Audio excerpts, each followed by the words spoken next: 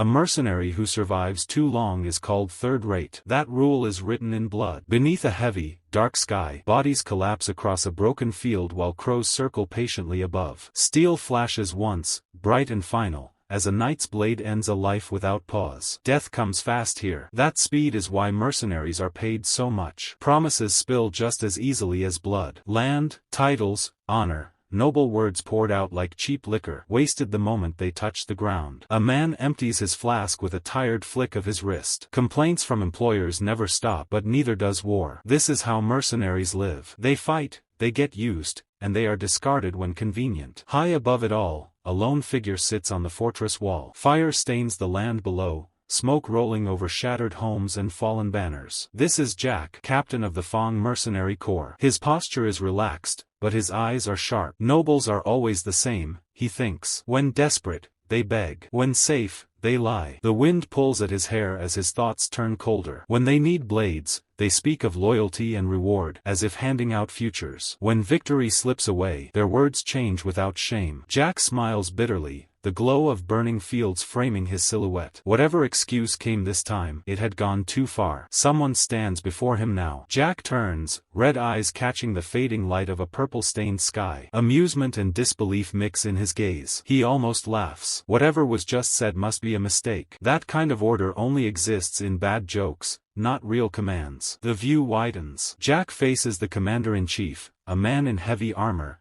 posture rigid, presence crushing. Reddish hair catches the twilight. His expression holds no warmth. The meaning is clear. Jack is meant to die. Not fight. Not retreat. Simply vanish on the battlefield. Shock lasts only a second. Jack wonders if the man has forgotten who stands before him. But the commander remembers perfectly. Captain of Fong. A known name. A dangerous one. Jack laughs openly now. Being told to die by someone who knows his value is almost impressive. Almost. His hand closes around his sword. The mood shifts. Jack understands this is no true order. If it were, there would be no discussion. No excuses dressed as honor. No talk of a mercenary dying like a knight. Hypocrisy shines brighter than steel. His stare sharpens, calm and cutting, like Levi facing impossible odds or Kirito stepping into a final fight. The wind howls between them. Silence stretches. For a moment, the commander looks away. His tone softens, reshaped into formality. Perhaps the words were harsh. Perhaps there is another way to say it. Jack does not relax. He already knows betrayal wears many masks. A final mission is offered. The war is nearly lost. Defeat presses in from every side. Jack looks out once more at the burning city, the truth impossible to ignore. Below, soldiers in full armor gather beneath a purple banner, preparing to march. The commander gestures toward the gathered troops below. These are the forces that will soon decide the fate of the war. He speaks evenly, explaining how the swords that once defended this land now point at the Crawford family's throat. Those called traitors were once protectors. There is no path left to retreat. His voice fades. Behind him, the family banner hangs torn and burned against the broken castle walls, barely clinging to stone. Jack spreads his arms wide and smiles, amused by the sheer absurdity of it all. Given the situation, he accepts it openly, teeth flashing in a sharp, almost mocking grin. Outwardly, he agrees without resistance. Inside, his thoughts move fast. So it's finally time to leave. Whatever this mission is,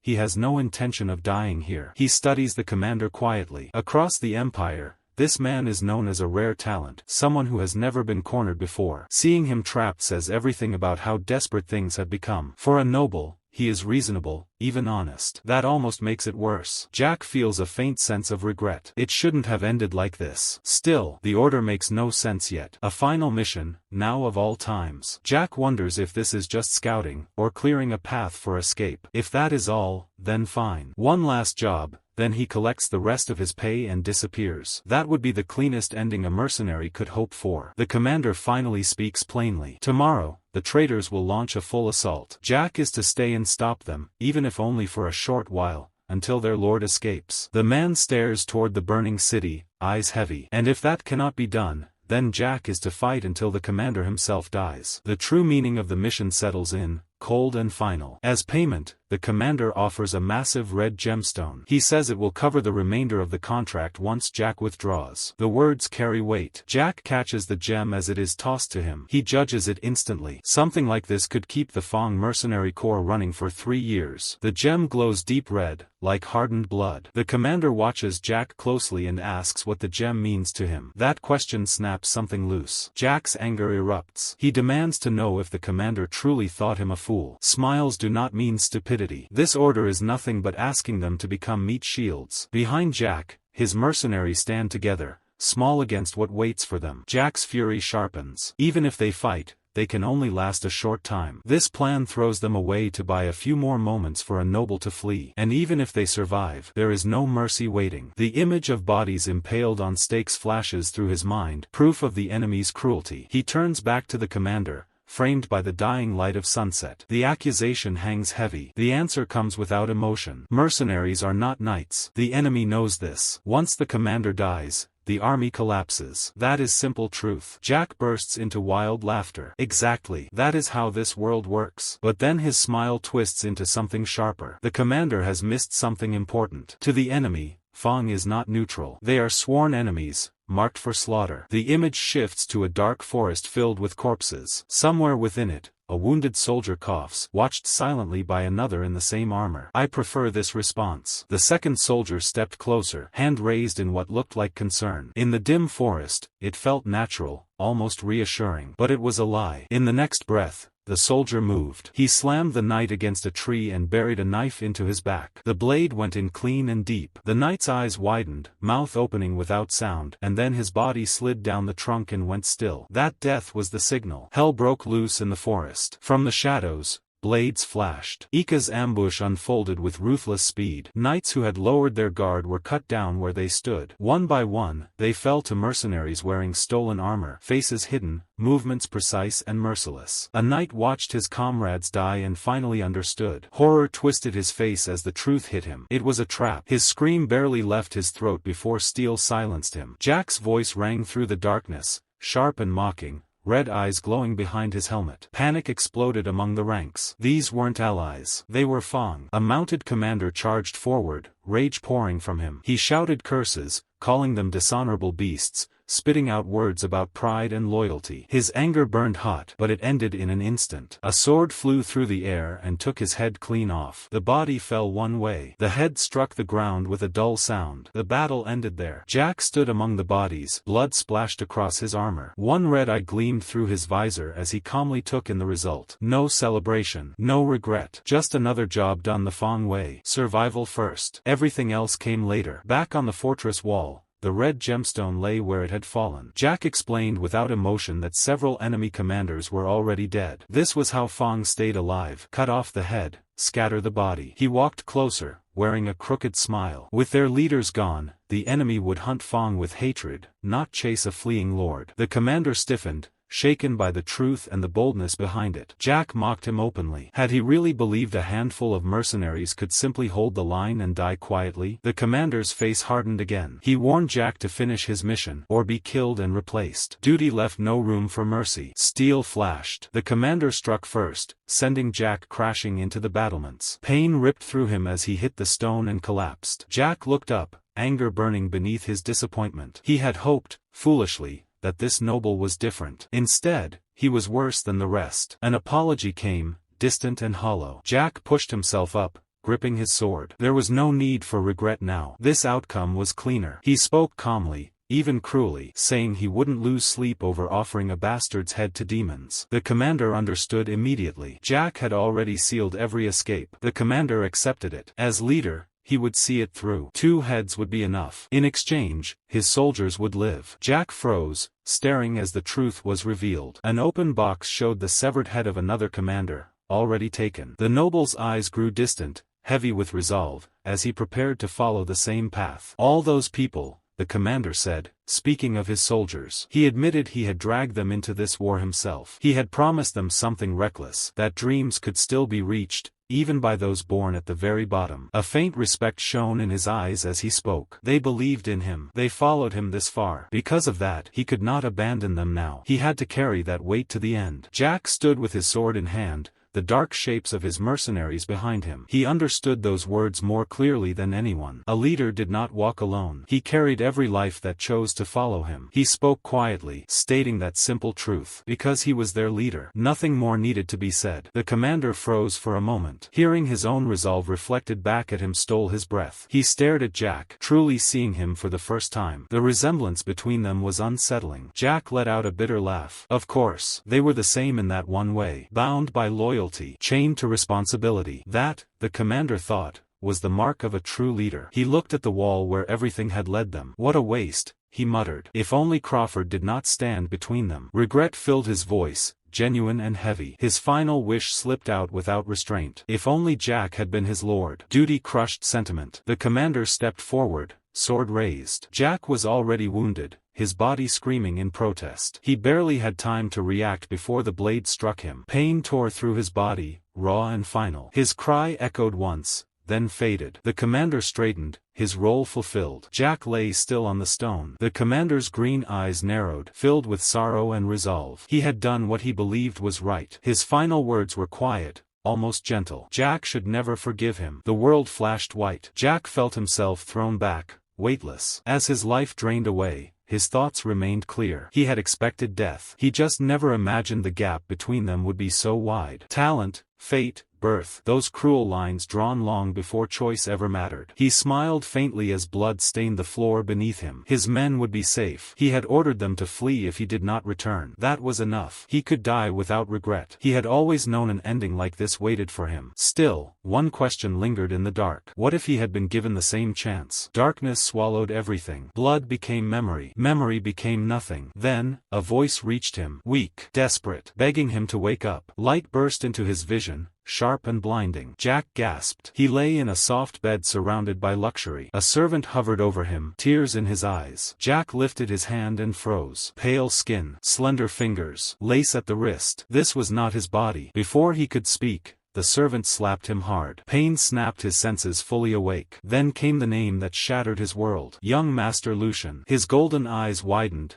then emptied. For a moment, thought itself vanished. This body was wrong. This name was wrong. Everything he understood had been overturned in a single breath. Lucian lay in a bed too soft, surrounded by wealth that felt unreal, while his mind struggled to keep up. Beside him, a young servant was crying openly. Lucian barely noticed at first. His gaze locked onto his hands. Panic crept in as he raised them before his face. These were not the hands he remembered. His real hands had been rough, scarred, split open by steel and war. These were clean, smooth, fragile, hands that had never held a sword. He pushed himself upright, confusion pounding in his skull. The servant clutched the sheets, sobbing harder, as if afraid Lucian might vanish again. The sight made no sense. Just moments ago, Lucian had been ready to kill this man. Now he was breaking apart in tears. The shock overwhelmed him, and he fell back onto the bed. That movement changed everything. The servant cried out in joy, tears turning frantic. He shouted that the young master was alive, that he had thought him dead. Relief shook his entire body. He dropped to his knees, voice trembling as he spoke of disaster and tragedy had Lucian not awakened. Lucian listened,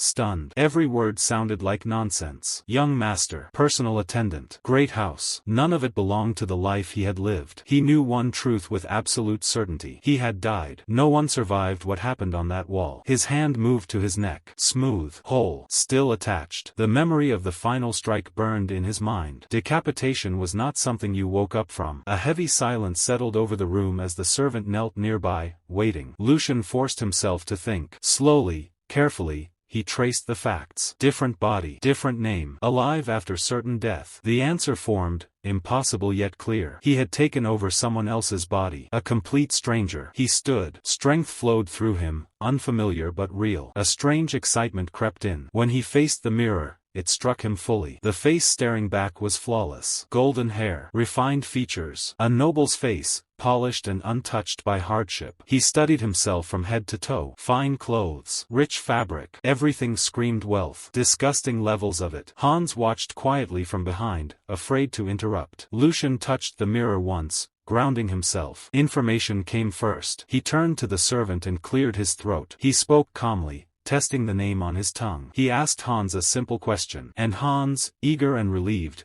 promised to answer anything. Lucian did not waste time. Once his breathing steadied, he asked the one question that mattered most. What year is it? Hans blinked, startled, then forced a nervous smile. He assumed the strange behavior was a side effect of the medicine, proof that his master's mind was still clouded. Carefully, he answered that it was the year 846 of the imperial calendar. The word struck Lucian harder than any blade. His thoughts stalled, then shattered. He whispered in disbelief, barely hearing his own voice. 846. The meaning crashed down on him all at once. That year was 15 years before his death. Not only had he survived death, he had been dragged backward through time. Reincarnation alone was madness. This went beyond that. He exhaled slowly and ran a hand through his hair. Panic clawed at him, but he crushed it down. Losing control would solve nothing. Whatever force had done this was far beyond his understanding. Wasting energy on fear would only get him killed again. He steadied his gaze and focused on what he could control. Information came first. Hans was the closest source. Lucian's expression hardened as he shifted into a role he understood well. His voice dropped,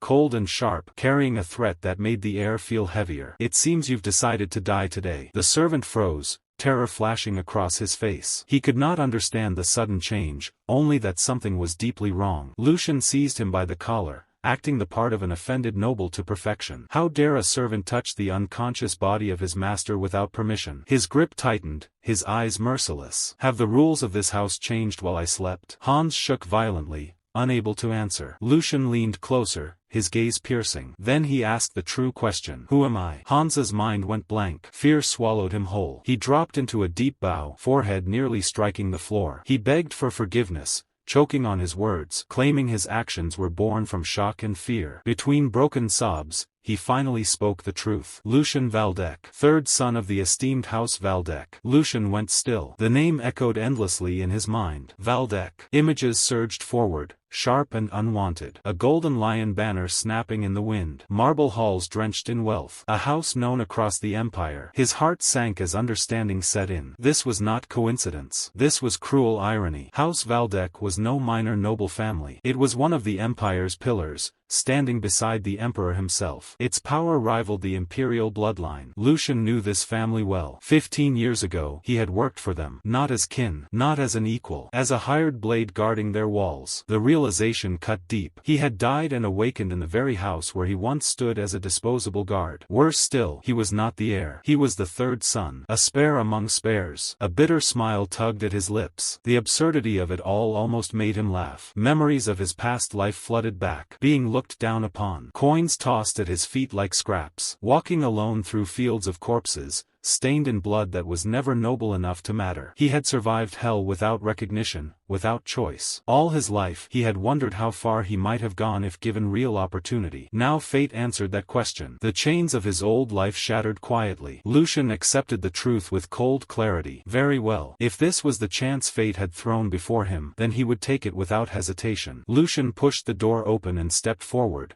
prepared to face whatever waited beyond it. Sunlight poured over him as he walked onto the balcony, warm and blinding. The open sky stretched wide before him, marking the true beginning of his second life. A quiet smile formed as he made a promise to himself. He would climb higher than anyone expected. He would live on his own terms. The view pulled back to reveal the Valdec estate in its full splendor. It was less a residence and more a palace, vast enough to make castles he once guarded look small. Now dressed in noble attire, Lucian moved through its halls with Hans at his side. Marble floors gleamed underfoot, walls adorned with priceless art. Even with all he had seen as a mercenary, this place stood apart. It was luxury taken to excess. As they walked, Lucian studied the servants working in silence. This was the world he would have to adapt to, and fast. Yet something felt wrong. His instincts, honed through countless battles, picked up on the shift in the air. Eyes followed him. Whispers spread. He caught fragments of hushed voices, disbelief and curiosity mixing together. Was that really young Master Lucian? He finally came out. The words carried shock, not respect. The stares weighed on him as if he were prey walking into an ambush. Faces peeked from behind pillars and doorways. Lucian frowned and leaned slightly toward Hans, asking if the tension was real or just in his head. Hans hesitated before answering, voice low. It was only natural. The young master had shut himself away for a year and 2 months, seeing no one but him. The explanation hit harder than expected. An image surfaced in Lucian's mind, uninvited and grim. A dark room. A body collapsed on the floor, blood staining the stone. He shook the thought away, unsettled. Locked away for over a year. He couldn't understand it. What could drive the son of a duke to destroy himself like that? Even without knowing noble logic, it felt impossible. This house ran on strict order. And above all stood Archduke Sigmund, a towering figure in both body and will. A man who defended the empire with unwavering conviction. Lucian knew such a man would never allow weakness without reason. He imagined the Archduke standing over a bedridden son, watching in silence. The conclusion formed naturally. Either Lucian had been such a problem that disinheritance loomed, or there was a reason grave enough for the Archduke to look away. Until he learned which was true, one rule became clear. He needed to avoid the Archduke at all costs. At that very moment, someone stepped into his path. An older man approached, posture calm, presence refined. His voice carried quiet certainty as he spoke. So the reports of your full recovery were accurate after all. Lucian stopped. Hans stiffened beside him. The man smiled gently, gray hair neatly kept. He introduced himself without ceremony, expressing sincere joy at seeing the young master after so long. He asked politely if Lucian felt any discomfort while walking. Lucian recognized him at once. The chief butler. His name was Edwin. Though once brought to the mansion as a hostage from an enemy house, his ability had earned him absolute trust. He managed all domestic affairs. Behind the kind smile and green eyes stood the Archduke's right hand. Lucian took one look at the man before him and cursed silently. This was bad. Very bad. Edwin was among the last people he wanted to meet right now. A man this sharp would notice even the smallest flaw. One wrong word, one careless movement, and everything would unravel. Street habits were hard to hide, and Edwin had spent a lifetime reading people. Lucian forced his mind to move fast. There was one thin thread of hope. Edwin had not seen Lucian for over a year. There was no recent version of the young master to compare him to. That gap was his only shield. If he played this carefully, he might slip through unnoticed. His mercenary instincts kicked in, calm and precise. He chose his mask, the most noble person he had ever observed. With a smile practiced through years of watching the elite, Lucian straightened his posture and spoke. He thanked the chief butler for his concern, his tone smooth and polite. He carried himself with easy grace, as if he had never lived any other way. He leaned fully into the role. He claimed he had improved greatly, offering credit with gentle charm. He explained his sudden appearance as a desire to assess the state of the family after such a long absence. His words flowed easily, even playful, as he spoke of fate guiding their meeting. Then, with careful skill, he turned the attention back to Edwin and asked about the household. Edwin did not answer at once. He simply watched. His green eyes studied Lucian in silence, measuring every breath and pause. Then the butler smiled and replied politely. House Valdek remained strong, as always. He expressed relief at seeing both young master and attendant in good health. Lucian breathed easier inside. He laughed quietly to himself. Of course, with a man like Edwin here, how could anything fall apart? The butler showed no sign of suspicion. The test was over. Or so it seemed. Lucian relaxed and prepared to leave. He spoke lightly, saying he had worried for nothing. Turning away, he mentioned exhaustion,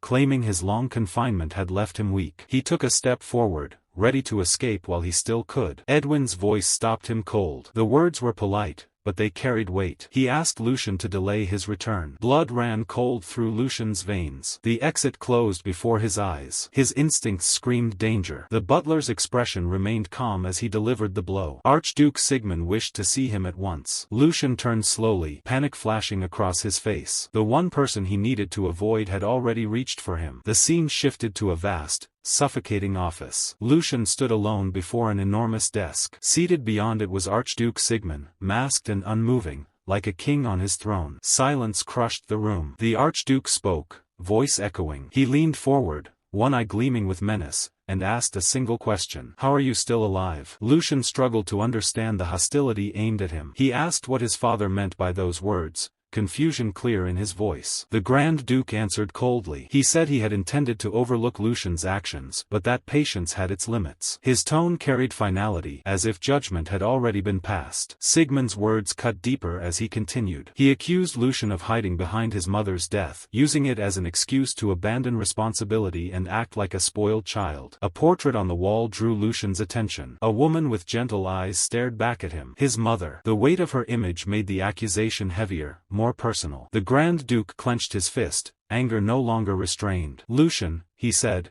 had crossed the line long ago. Locking himself away for over a year was no accident. It was protest. Worse still, Sigmund accused him of treating his own life lightly, of attempting to harm himself, of playing with death itself. Lucian's mind reeled. Jack, the man inside this body, had no memory of any of this. He had lived through battles, not noble households. Suicide was not something he associated with himself. He wondered what his father was talking about, when suddenly, a fragment surfaced in his mind. It was not his memory. It felt distant, fractured, like peering through fog. A young Lucian lay weak in bed. Someone stood beside him, panicked. Tears fell freely. Hans. The servant's sobs echoed as understanding dawned. This was the truth of that day. Not rumor. Not assumption. An event Jack had never known existed. The present snapped back into place. Lucian tried to calm the situation, insisting there must be a misunderstanding. But his father cut him off without mercy. Sigmund demanded honesty. He ordered Lucian to confess what he had been thinking all along, what he had truly intended with those actions. The pressure mounted. The Grand Duke accused him outright. Wasn't the goal to create a scandal? To use his weak body to stir chaos within the family? Then came the final accusation. Sleeping pills. Lucian had taken them deliberately to cause an uproar. The realization struck Jack hard. The original owner of this body had not tried to die. He had tried to be noticed. A fake suicide. A desperate cry for attention. And in that moment, something clicked. Jack finally understood why the name Lucian had never stayed in his memory. Why it felt empty. Why there was nothing to recall. The missing piece fell into place with brutal clarity. The world rewound 15 years. Jack remembered his time as a guard at the Valdec estate. He recalled hearing about the Grand Duke's children. Among them, the third son, Owen Valdec. A name spoken rarely, always vaguely. Then came the memory that made his chest tighten. Owen Valdec had died. That was why Jack had no memory of him. He had been dead before Jack ever saw him. The image of Grand Duke Sigmund aligned perfectly with the man from Jack's past. Everything connected at last. The Grand Duke had 4 children, each born of a different mother. Jack remembered seeing the others during his years of service. Their mothers, their entourages, their rivalries. But Lucian and his mother had been absent. Always missing. Always unspoken. Jack remembered the facts as he had known them. Lucian's mother died of illness shortly after Jack began working there. Then, not long after, the young Lucian also died. Mother and son, gone in succession. That was the story. Back in the present,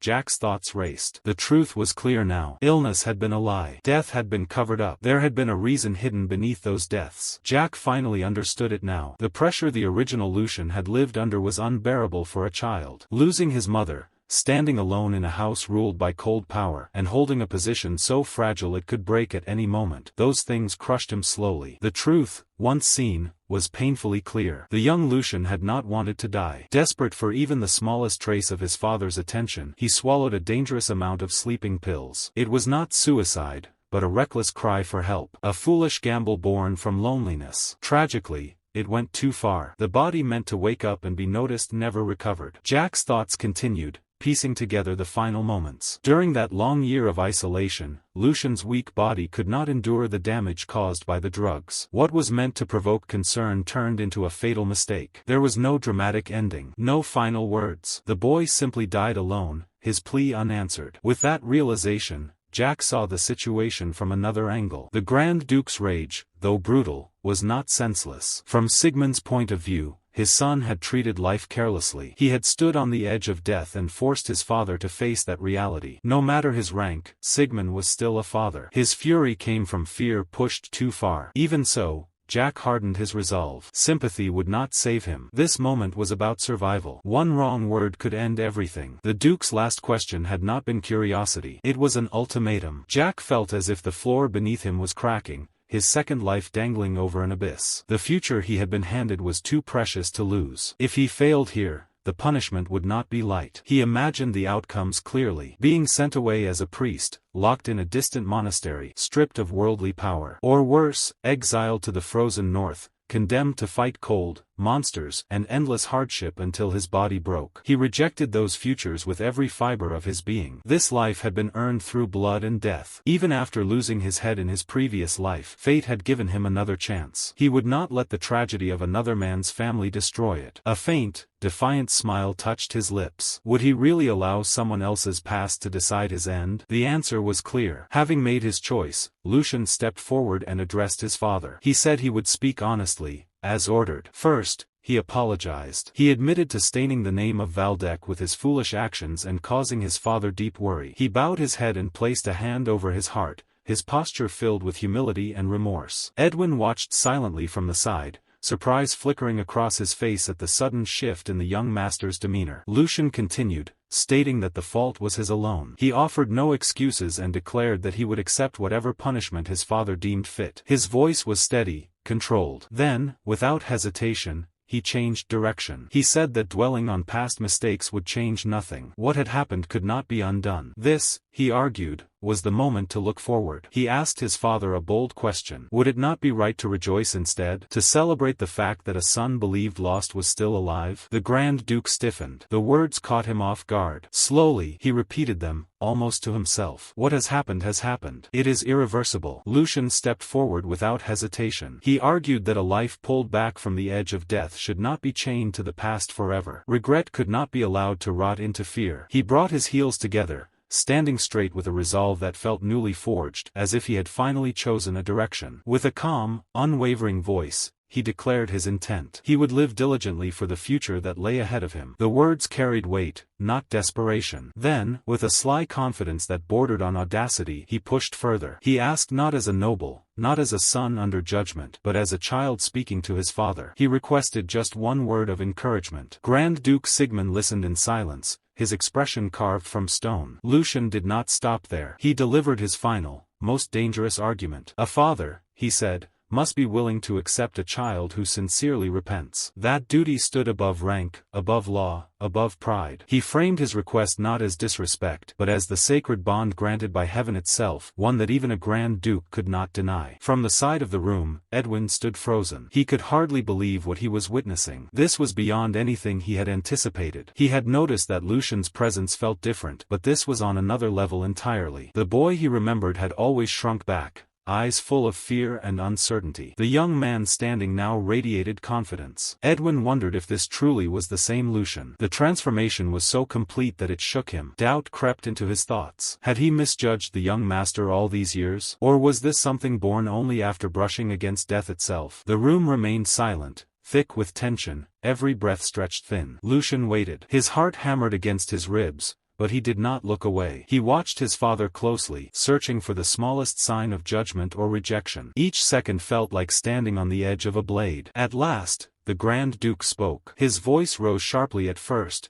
filled with lingering anger. "How dare you?" The words sounded like the beginning of a harsh lecture. Then, unexpectedly, his expression shifted. The severity cracked. A faint smile touched his lips. Sigmund leaned back in his chair, letting out a low chuckle. He remarked that he had lived long enough to see all kinds of madness. The tone carried amusement rather than fury. Lucian felt the tension drain from his body in an instant. Relief washed over him so strongly he almost staggered. Inside, he celebrated quietly. It worked. Sweat slid down his temple as his racing heart slowly settled. A weak apology would never have reached this man. Lucian knew that now with certainty. Only boldness could answer boldness. Only defiance wrapped in sincerity could move someone like his father. This was the Grand Duke Jack remembered from his previous life. A man who respected the bite of a wild dog far more than the trembling of a rat. Lucian's approach had been deliberate, aimed directly at that nature. And it had struck true. The Duke spoke again, dryly noting that Lucian had grown shameless after returning from the dead. The words carried no real malice. Then he conceded. Since Lucian had spoken of diligence, he would ask him plainly what he intended to do from now on. Lucian answered without pause. First, he would fix his broken body. As he spoke, an image flashed through his mind. His former self. A hardened mercenary at the height of his strength. The weight of a sword in his hands. The feeling of power flowing through trained muscles. That was the man he wanted to reclaim. He lifted his head and declared his next step. He would properly learn the sword. Grand Duke surprised. The sword? He confirmed it calmly, admitting that before anything else, he had to fix the problem of his current body. This frail shell was no better than a paper doll. Still, he added lightly that if he ate well, slept properly, and trained steadily, things would work out in time. The Duke did not reply right away. He watched Lucian in silence, measuring the resolve behind those careless words. Slowly, A smile spread across his face. He admitted that Lucian certainly had a talent for speaking boldly. With that remark, he granted his son a small victory, nothing concrete, but enough to acknowledge the change. Interest flickered in the Duke's eyes. Words alone meant nothing. He wanted proof. Turning his head slightly, he addressed the man standing beside him. He instructed the chief butler to give Lucian that again. Edwin bowed at once. Behind his gentle expression, a quiet smile formed. Compared to empty encouragement, this would be far more useful for the young master's current condition. Lucian, however, understood nothing. A thin bead of sweat rolled down his temple as confusion took hold. That? What exactly was that? Edwin acknowledged the command and left to carry it out. Lucian could only wait. Back in his room, the question echoed endlessly in his mind. He had no clue what was coming. The answer arrived soon enough. Two servants struggled through the corridors, hauling an enormous wooden chest. Its sheer size made it obvious how heavy it was. When they finally dragged it into Lucian's chamber and forced the lid open, light spilled out like a flood. Gold coins filled the chest to the brim. Jewels glittered between them. Necklaces and precious stones lay piled carelessly together. Lucian and Hans stared in stunned silence. The sight was overwhelming. A dry laugh escaped Lucian. This was absurd. He stepped closer to the window and looked out over the sprawling city below. In that moment, he understood. This was not a reward. It was his monthly allowance. He scooped up a handful of coins, feeling their weight. A fortune meant to be spent in a single month. The power of a high noble was terrifying. Possibilities spread through his mind. A sharp, mischievous smile formed. With this much money, his plan was no longer a dream. It was possible. Worth risking everything for. Lucian made his decision. Using the knowledge from his past life and the wealth of this one, he would reform this weak body completely. He could make that elixir. Sunlight poured through the greenhouse, striking petals of every color. Grand Duke Sigmund moved with authority, his blonde hair and beard catching the light. Beside him, Lucian followed, tall but measured, exuding a quiet strength. Edwin, loyal and watchful, trailed behind, eyes noting every detail. This greenhouse had been the late Grand Duchess's sanctuary, a place she had cherished deeply. Sigmund had not entered these halls for years. His presence now carried weight. Edwin's mind raced, reading the unspoken message. The young master had changed. Lucian's demeanor had shifted from timid to steady, his gaze unwavering, his steps confident. Though favor had once faltered, the Duke's connection to his late wife ensured he could not abandon his son. The Grand Duke moved through the greenhouse corridor with measured precision, each step echoing softly against the marble floor. His mind, however, roamed far from the fragrant blooms surrounding him. Lucian's past behavior weighed heavily in his thoughts, and in truth it appeared pitiful. He remembered the boy as a figure fraught with hesitation, a nervous creature constantly glancing over his shoulder, quivering at even the slightest raised voice. A boy who would whimper like a caged dog when corrected, yet Edwin addressed him with unwavering respect. Despite the critical haze clouding his mind, the Duke could not ignore one striking detail. Lucian's demeanor was nothing like his mother's,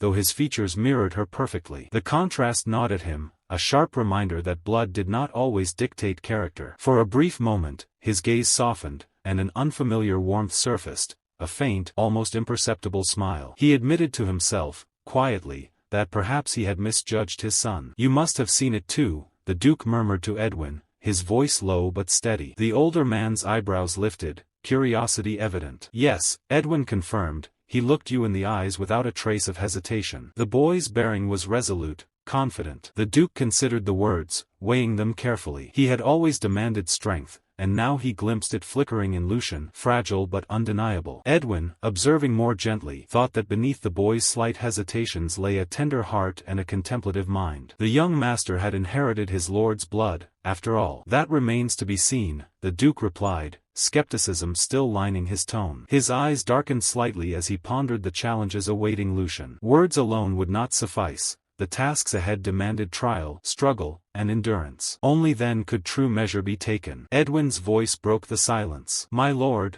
there is a problem." The Duke's attention sharpened, intrigued. "A problem?" he asked. Edwin explained that, although Lucian's support funds had been reinstated, their reinstatement had not gone unnoticed. Some details had leaked. The scene shifted in the Duke's mind to reveal the culprit, Geordie Waldeck, the second young master, a malicious smile dancing across his face as he burned a letter. He had dismissed Lucian's head maid and installed one of his own, subtly ensuring Lucian remained under surveillance. The Duke clicked his tongue, impressed yet wary of Geordie's narrow-minded cunning. He understood the resentment Geordie bore, a lingering shadow of their maternal family's disputes. But this level of persistence still surprised him. Edwin suggested intervention, but the Duke waved him off. "No," he said, his gaze drifting toward the koi pond. "Do not interfere." Edwin hesitated, questioning the harshness of leaving a child so early to face such trials. The Duke's expression remained calm, dismissive of Geordie's schemes as nothing more than minor games. Even this, he thought, carried value. "This is the price," he told himself, a measured steel beneath his words. Lucian must learn to navigate the world through his own efforts, to correct the failures of the past year. Every trial, every challenge, was a test of his newfound determination. The Duke's eyes narrowed, calculating, envisioning the boy's path, imagining how he would respond. A lion prowled in his mind, magnificent and eternal, the emblem of the Waldeck family. Strength was inherited, yes, but it was never given freely. The door might be unlocked by blood, but the key must always be turned by one's own hands. Several days had passed. A sign in the corridor marked the slow passage of time, but the mansion itself seemed timeless, gleaming beneath a sky so bright it almost hurt the eyes. The walled estate rose with imposing elegance, its gilded spires and marble arches reflecting the sun. Inside, two maids whispered as they watched Hans, Lucian's devoted servant, stationed outside a closed door. "How many days has he been doing this?" one murmured. "The young master has locked himself in again." Hans's face filled the frame, taut with fury and unwavering determination. His grip on the railing tightened, knuckles pale. No one would disturb his master while he stood guard. Even in the vast mansion, Hans's vigilance was absolute, a silent declaration that Lucian's solitude would remain unbroken. Memory surged through him, dragging Hans back to those first anxious days. Panic had consumed him, fear twisting in his gut. It was the third day since the support funds, previously cut off, had finally returned. Hans remembered Lucian's calm voice, assuring him the conversation with the Grand Duke had gone well. Relief and pride flooded Hans's chest as he recalled the sight of his master beside the massive chest of treasure, both smiling, both freed from uncertainty. Gold coins glittered in the light, and jewels of immense value lay within, wealth enough to tempt even the most disciplined. Hans, however, looked beyond the treasure. He studied Lucian, recognizing the courage required to confront the Duke. That conversation had demanded a strength few could summon. A tear threatened, then fell. His master had chosen to move forward, leaving sorrow behind, resolute and unshakable. Lucian barely acknowledged the treasure itself. His gaze was sharp, intense, and filled with a plan hidden from everyone else. A cunning smile curved his lips. "It's worth trying," he thought. Ambition burned in him,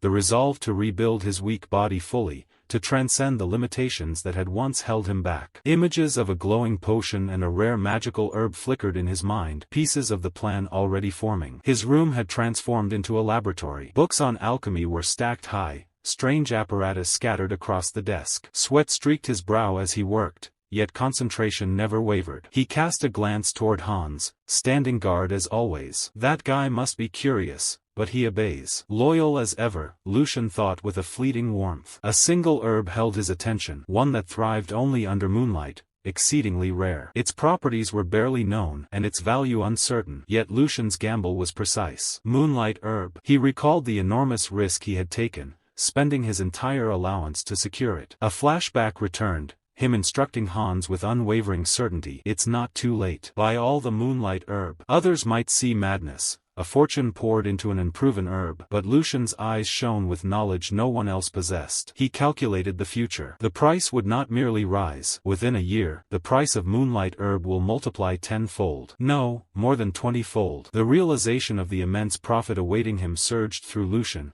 a wave of near-maniacal euphoria taking hold. His eyes shone with a wild, feverish light, greed and anticipation contorting his expression. "It will skyrocket without limit," he thought, heart pounding. A short laugh escaped him, quiet but full of the thrill of certainty. Gradually, he forced himself to calm, reflection replacing raw excitement. "Now that I think about it, I must acknowledge the boldness of the Alchemists' Guild," he considered. He remembered the state of uncertainty at the time. The success of their research on the moonlight herb had been far from assured. Yet despite that uncertainty, the Alchemists' Guild had scoured the entire empire, gathering every moonlight herb they could find. They had burned it all in a reckless gamble, wagering the guild's very future on a single, audacious bet. A lifetime wager, as the texts called it. Lucian's hand hovered above the potion he had crafted, fingers curling around the vial with reverent care. He recognized that their audacity had succeeded beyond measure, producing an unprecedented elixir that shook the empire, the fabled drink of the gods, nectar. He recalled the hubris of those who first called a mere drug god. The alchemists had risked accusations of blasphemy, threats to their guild's existence,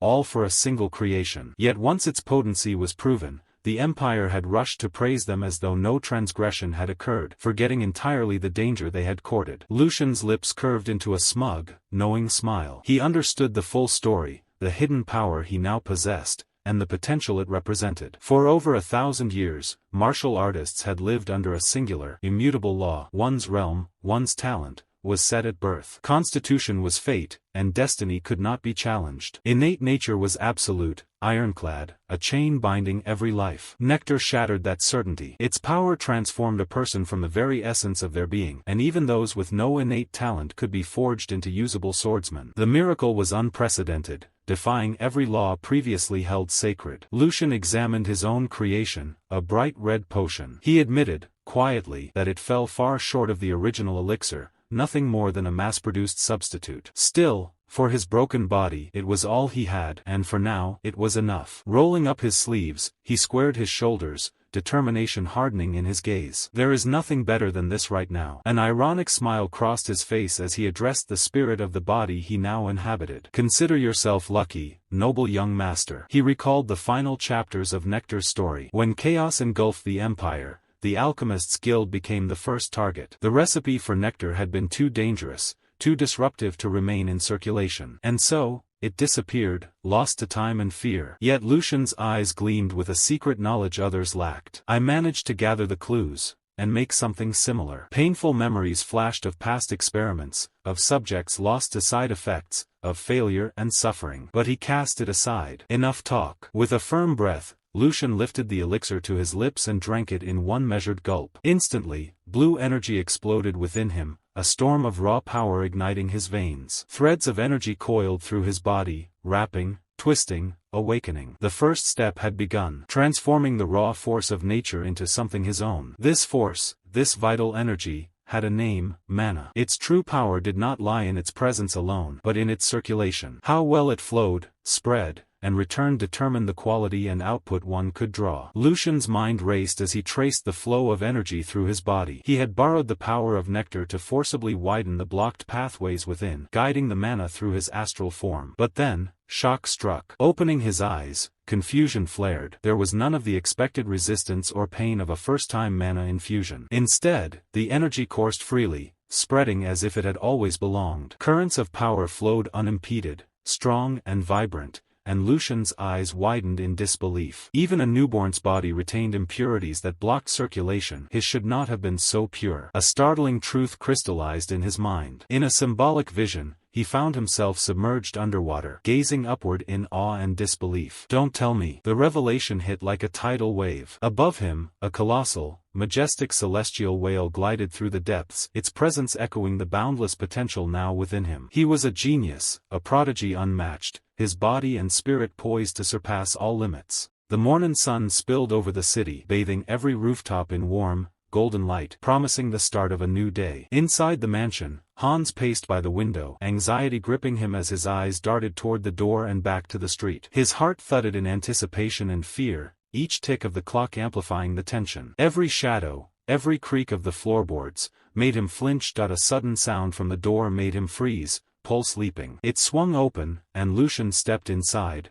disturbingly calm, his presence unnerving in its quiet confidence. Hans's breath caught. Relief and fear collided in his chest. The young master's voice, calm and measured, broke the silence, asking if anything had happened while he waited. Hans, on the verge of tears, rushed forward, words spilling out in a jumble of sobs and reprimands. He scolded himself for nearly breaking the rules, for stepping too close, for the terror that had gripped him at the thought something had gone wrong. Lucian's hand landed lightly on Hans's shoulder. The touch was grounding, yet it carried no guilt, no trace of the frailty Hans expected. Instead, a sly, calculating smile curved his lips. Hans froze, eyes narrowing as he caught the glint in his master's sharp, feline pupil. Something had changed. This was Lucian, yet not. Inwardly, the mercenary within evaluated the situation, noting Hans's recognition of subtle shifts. The intuition of the servant, who had watched over him more closely than anyone, had not failed. Lucian placed a hand over his chest, feeling the pulse of his new vessel. Physically, the body was still fragile, requiring nourishment and care. But inside, something extraordinary had awakened. A turquoise light glowed from his mono heart, throbbing with burgeoning power. Energy surged and shifted within him, alive and precise. Lucian's smile widened, smug and confident. The exterior may have appeared unchanged, but inside, his essence was transforming at an astonishing pace. All of T had been made possible by Lucian's innate constitution,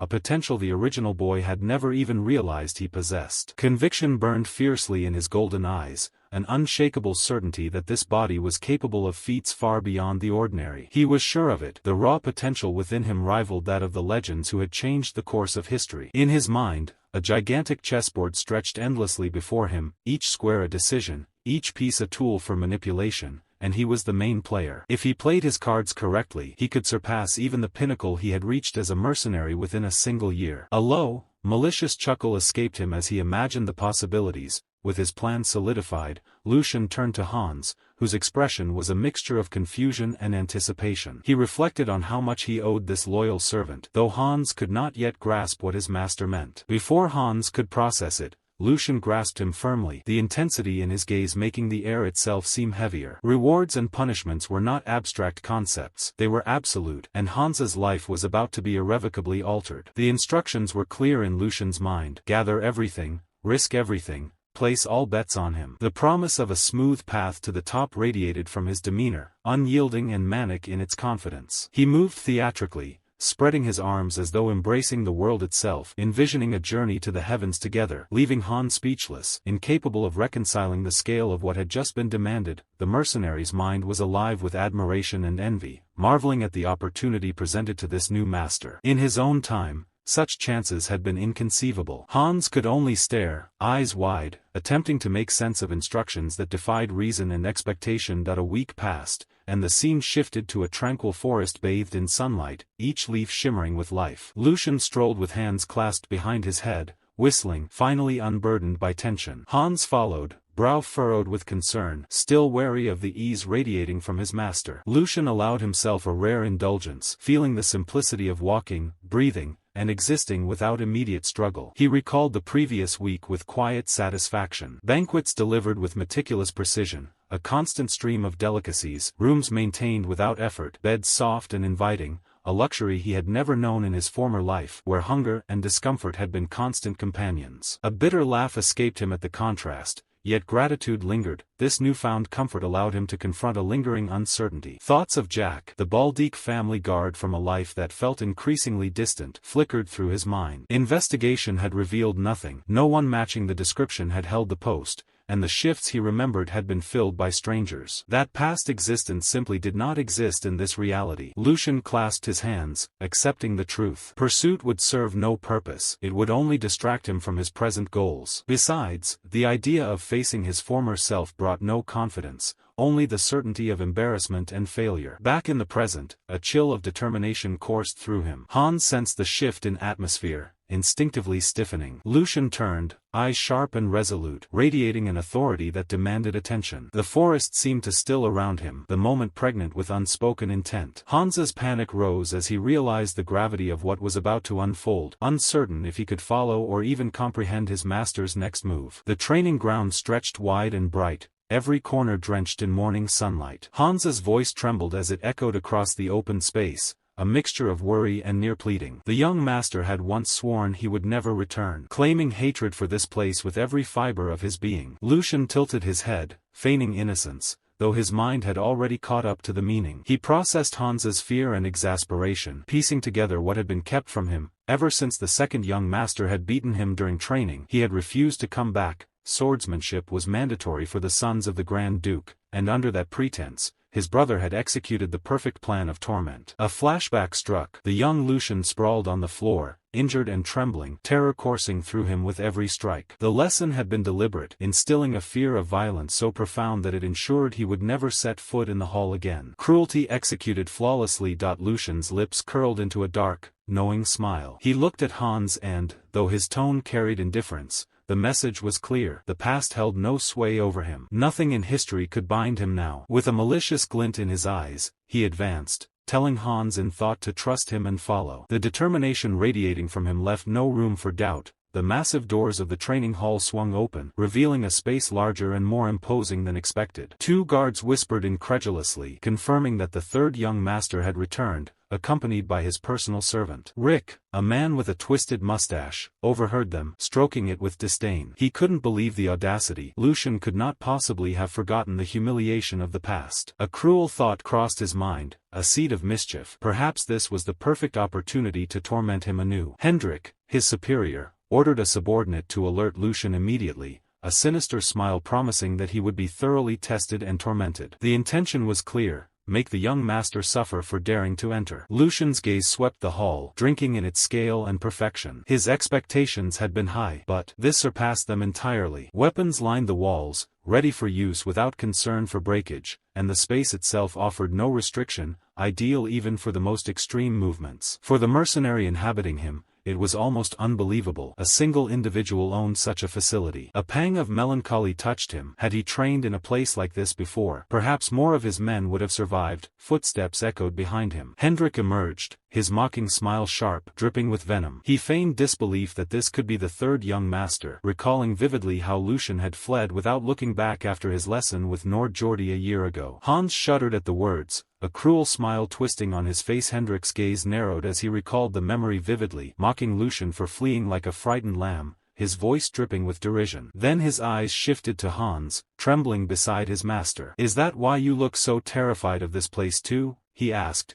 each word laced with ridicule. His scorn deepened as he criticized Lucian for dragging a servant into this sacred hall of warriors. Hans, flushed with embarrassment, lowered his head in a shallow bow, uncertain whether to shrink or defend himself. Lucian's eyes met Hendrik's without a flicker of fear. Malice glinted in his gaze, steady and deliberate. Hendrik leaned closer, savoring the memory. "A year ago, I personally instructed you on your stance alongside the second young master. Remember that?" A flashback struck. The original Lucian, small and trembling, wooden sword shaking in his hands, utterly incapable of defending himself. Hendrik covered his mouth to stifle a cruel laugh, reveling in the boy's suffering. But the fear he expected never appeared. Instead, Lucian's lips curved into a dark, hungry smile, eyes blazing with predatory light. Sharp teeth glimmered as he grinned. The mercenary within him observed calmly, savoring the anticipation. "This insolent little runt, this is going to be fun," he thought, every fiber of him primed for the game ahead. A knight, the embodiment of honor and loyalty, was traditionally born of noble blood. From a young age, they were expected to master both martial arts and proper etiquette, learning to carry themselves with the dignity their title demanded. Only after proving their worth on the battlefield or completing missions of significance, and having those achievements recognized, would they finally receive the title of knight from their lord, fulfilling the purpose their life had been directed toward. But to Lucian, such grandeur meant little. In the end, knights were little more than house dogs wearing expensive collars. They owed their courtesy to the lord who provided their wealth and recognition, to his family and lineage, nothing more. Sir Hendrik, with his arrogance and overinflated sense of importance, had failed to understand that. Lucian suspected Hendrik's lowly family standing had fueled some of his insolence, but the real danger lay in the backing Hendrik enjoyed. Privilege and protection had made him reckless, overconfident. Lucian imagined how he would correct such behavior if left to his own devices, tying Hendrik to a target, throwing knives or axes at him, watching the fear ignite and reshape his mind through relentless, brutal training. He imagined the knight trembling, desperate to survive. Yet he knew better. The Grand Duke would not tolerate such acts. Knights were indispensable military assets, central to a family's strength. Punishment without formal procedure would only invite friction, and the timing was not right. Lucian clenched his fist, forcing himself to wait. Instead, he shifted the focus, speaking directly to Hendrik. Avoiding the hall over past humiliation was foolish. Lucian intended to come here often, even if only to learn the sword forms. As Hendrik had said, a year had passed, and there was no need to scramble to catch up. Hendrik's disbelief was palpable. Sword forms, the third young master. He laughed, a harsh, incredulous sound. Already too late, and yet he wished to learn now. Lucian's calm gaze met his. Too late. Hendrik leaned forward, smug, as though preparing to enlighten him, his words a challenge as much as a declaration. "So," he explained, "the truth of the hall and its unforgiving lessons, and the real meaning behind being too late. If you've passed the age of 15, you can consider it over. Sword forms are the secret techniques and legacy created by our ancestors. Simply imitating the movements grants enlightenment and evolves the physical body. They are the essence of ancestral wisdom. However, he continues, that only makes sense on the premise that the path of mana is open. Since that path closes at 16, it would be nothing more than useless for you. Sir Hendrik concludes with an air of superiority. Sword forms without enlightenment are just an empty shell, nothing more than a dance. With a mocking smile, he steps closer and whispers, "Now that I think about it, perhaps that would suit you, young master. Why not become the #1 dancer in the empire? That way you save time and find your true aptitude, don't you? If not, you could simply spend your time gardening. After all, everyone has a role that suits them best." Sir Hendrik thinks smugly.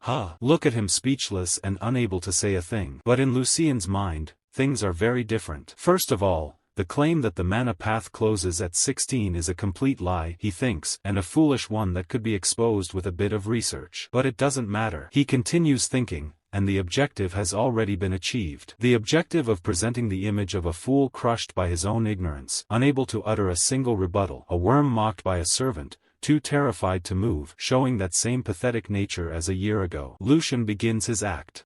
Sir Hendrik. For some reason, that seems a bit different from what I know. Lucien refutes him to the surprise of both Hendrik and Hans. The monopath closes around the age of 25, not 16. So, I understand there's no problem learning even now. Sir Hendrik, startled, says, are you certain of those words at this moment? Lucien presses on. It seems you're mistaken, sir. Does Brother Geordie share this opinion as well? Cornered, Sir Hendrik replies, of course. It's such obvious common sense. Sir Hendrik feels victorious. This finishes it. As I said, he can't even think of refuting me. Lucien collapses. Yes, that's right. Even my brother said that. Suddenly, he grabs his servant Hans by the shoulders and exclaims, Hans, it seems the Valdec family is doomed. Lucien shouts at his terrified servant. You think so too, right? You must. Hans, confused and frightened, can only think, Ye young master, why are you dragging me into this? Dragging me into this? Lucien clutches his head in feigned despair. To think he's confused about common sense that even a stray dog knows at his age. Does that make any sense at all? Lucien continues his dramatic speech. How many talents have been deprived of opportunities because of such incorrect knowledge?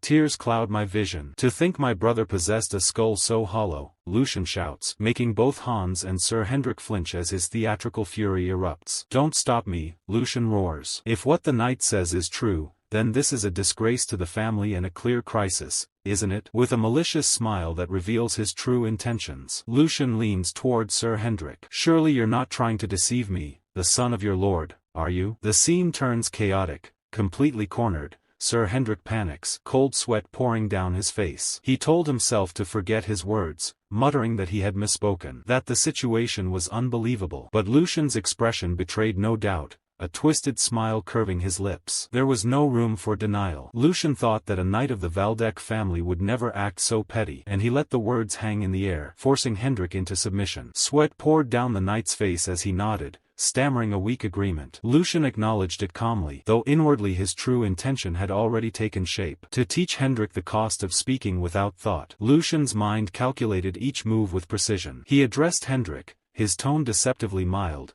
explaining that if humiliation had been the sole purpose, he would have overlooked it. Yet, he continued, the disdain and disregard shown by Hendrik and others stemmed from misunderstandings and his own previous shortcomings. Pretending humility, he admitted his failures, presenting himself as patient and reasonable. But then his voice shifted, carrying the weight of authority and wrath. He argued that the obstruction of talent through false knowledge by a knight and his own brother threatened the integrity of the Valdec knights and the safety of the territory. Such breaches, he asserted, could not be ignored by one who bore the Valdec name. Hendrik froze, realization dawning too late. Lucien pressed lightly against his chest, a silent warning, while his eyes glinted with predatory determination. He explained that he intended to report the matter to his father and request an internal investigation. The panic that surged through Hendrik's mind was immediate and complete. The fragile boy who had once trembled at the mere mention of Hendrik's name had vanished, replaced by a commanding presence, like a wolf emerging from the shadows, eyes sharp, aura imposing. Even the simplest gestures, a gloved hand adjusting a ring, conveyed control and menace. The tension broke with the sudden arrival of another figure. Lord Geordie Waldeck, second son of the house, appeared with a disdainful expression. Hendrik looked up in shock, a mixture of fear and relief contorting his features. Lucian's inward smile betrayed satisfaction. The timing was perfect. The second young master approached, his voice laced with cold recognition, questioning Lucian's presence. The tension in the training yard thickened as Geordie Waldeck, the second son of the Wald family, confronted Sir Hendrik and his men. Sir Hendrik, flustered and panicked, surged forward, trying desperately to justify his actions, his words tumbling out in a jumbled mess. His attempts to explain were futile. Every stammer only highlighted his fear and incompetence. Before he could form a coherent sentence, Geordie raised a hand brusquely, silencing him with a single, commanding word: "Stop." The cold authority in that gesture left no room for objection. His condescending smile masked a sharp intensity, his gaze locking onto Hendrik with icy precision. Geordie advanced, closing the distance between them, leaning in so that his presence became oppressive. He had witnessed Hendrik's disgraceful behavior firsthand, and it was utterly unacceptable that such a man could be influenced by someone half his age. Hendrik's face contorted in terror as Geordie's voice remained calm but sharp, instructing him to control his expression unless he wanted to create further complications. With deliberate detachment, Geordie released Hendrik, wiping his hand on a handkerchief as if contact with the subordinate had soiled him, and then turned his attention to the two figures who had been observing quietly, Lucian and his servant Hans. Hans shrank behind Lucian,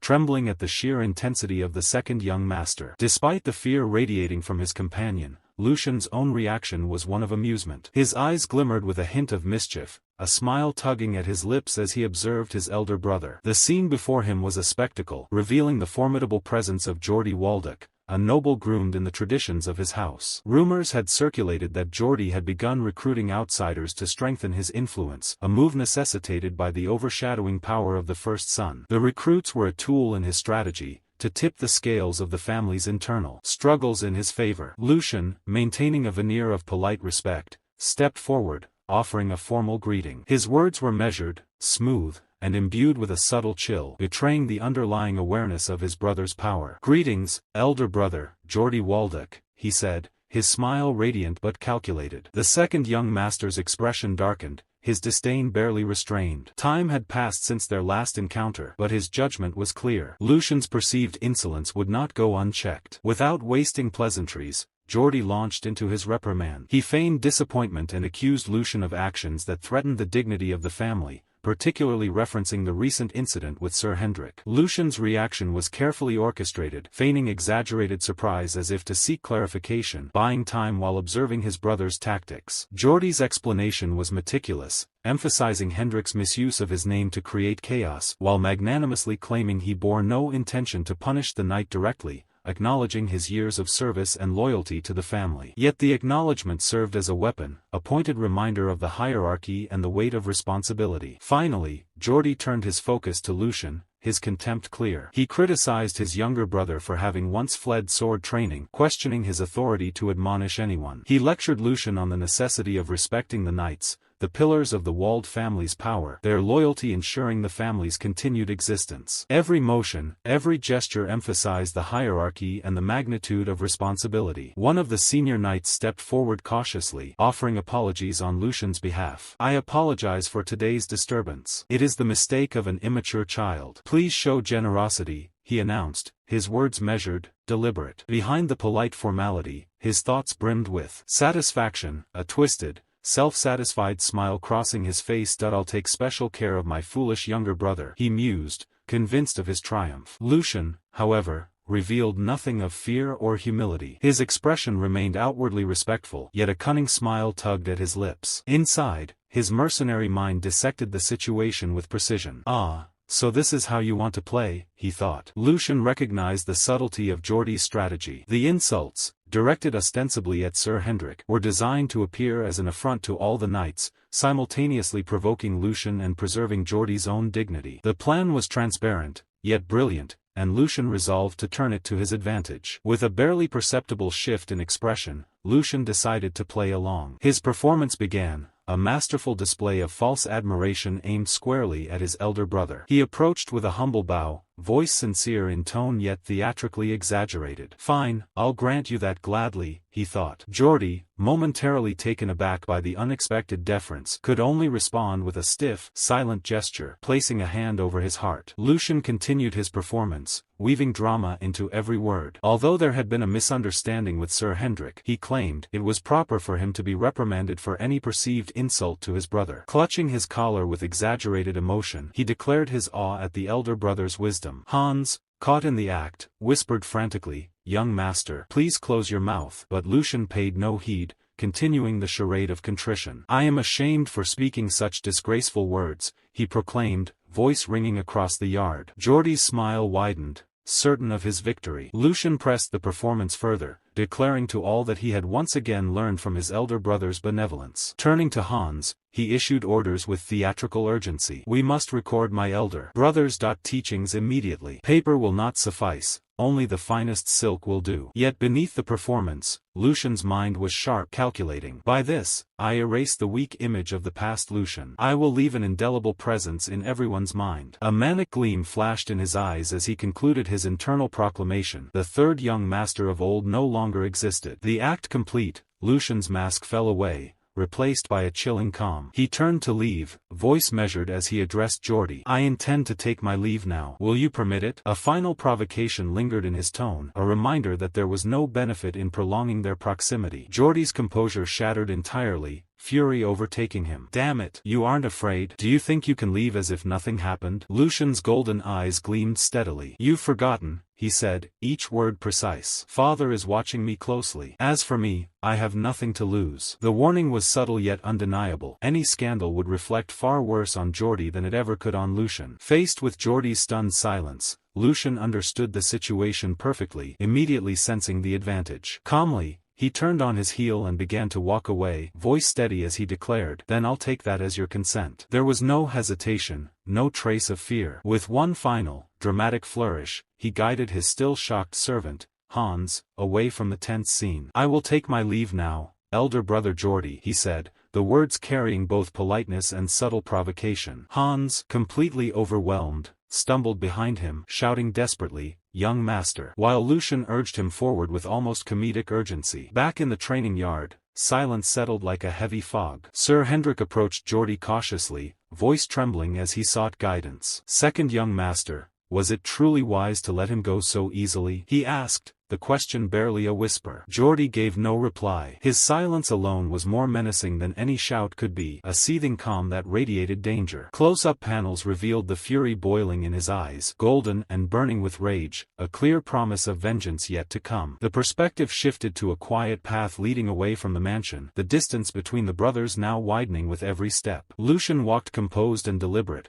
while Hans hunched over, glancing nervously around, terror etched into every movement. Finally, Hans could contain himself no longer. He stopped abruptly, sweat streaming down his forehead, fear making his voice tremble. "Young master, will everything really be all right?" he asked, panic spilling into desperation. Lucian paused, listening carefully as Hans continued, outlining the ruthlessness of his brother. Hans's fear took on a frantic, almost comical form in his mind, imagining the worst-case scenario. Capture by Geordie or the terrifying night, their fates unknown to anyone else. Lucian's expression grew serious, but calm, his thoughts drifting to memories of his past life as a mercenary. Only someone who had endured such ruthless superiors could truly grasp the weight of Hans's terror. Images of his former struggles flashed before him, desperation, perhaps even imprisonment, dealing with incompetent superiors who worsened every situation before pretending ignorance. A bitter half-smile crossed Lucian's face, recalling the misery of those moments. Returning to the present, he reassured Hans with quiet authority. "That won't happen, so get up quickly." Hans looked up, tear-filled eyes meeting his master's unwavering gaze. "A mere knight wouldn't dare do such a thing, and I won't allow it either," Lucian said firmly. He bent down to Hans's level, voice softening with genuine empathy. "You've suffered because of me all this time, Hans." Warm sunlight bathed them both as Lucian reflected on past mistakes, the mistakes of the original Lucian, and the unfair toll they took on loyal subordinates. With a gentle gesture, he patted Hans on the head. Hans, deeply moved,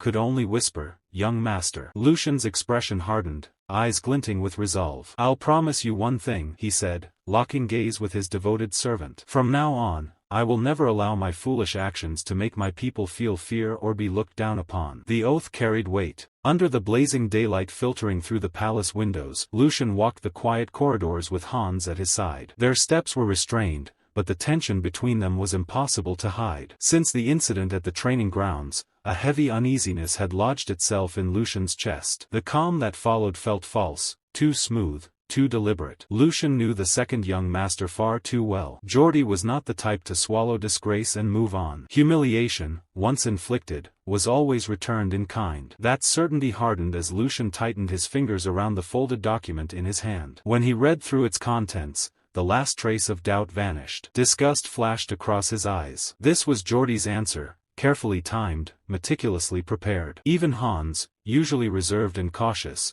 could no longer hide his fury. His hands trembled as he clenched his fists, anger finally breaking through his restraint. Lucian turned to him calmly and asked whether he was ready. Hans replied without hesitation. This was no longer a small inconvenience. As Lucian pieced everything together, his anger sharpened into something colder. Hans added that his own pay had also been affected. Lucian explained that the problem began with a financial report delivered earlier that morning. It should have been routine, a standard allocation to restock supplies and keep things running smoothly. Instead, the moment Lucian read it, his thoughts froze. The paper had slipped from his grasp, landing silently on the floor. At the top, printed in stark clarity, were the words budget summary. His personal allowance had been reduced by 75%. Hans's salary had been cut by nearly a third. The message couldn't have been clearer. Lucian immediately understood what had happened. Geordie had exploited his authority, working through official channels and disguising the move as administrative procedure. Even among nobles, manipulating funds in this manner was dangerously close to a capital offense. This was no oversight, it was a deliberate blow. They soon arrived at a secluded room. Lucian pushed the door open, his expression composed as his thoughts raced. This maneuver had only succeeded because he himself had left an opening. After his mother's death, he had handed control of his finances to others. That duty had once belonged to Dana, the former head maid who had served him faithfully for years. Now, that authority rested elsewhere. A woman stepped forward and bowed with flawless etiquette. She introduced herself as Jenny, the newly appointed head maid. With a polite smile, she claimed this was her first formal meeting with Lucian and mentioned that she had wanted to greet him sooner. Her tone carried a subtle edge as she remarked that Lucian had shown little intention of leaving his room for quite some time, implying that his long seclusion had finally ended. Hans bristled instantly, but Lucian raised a hand,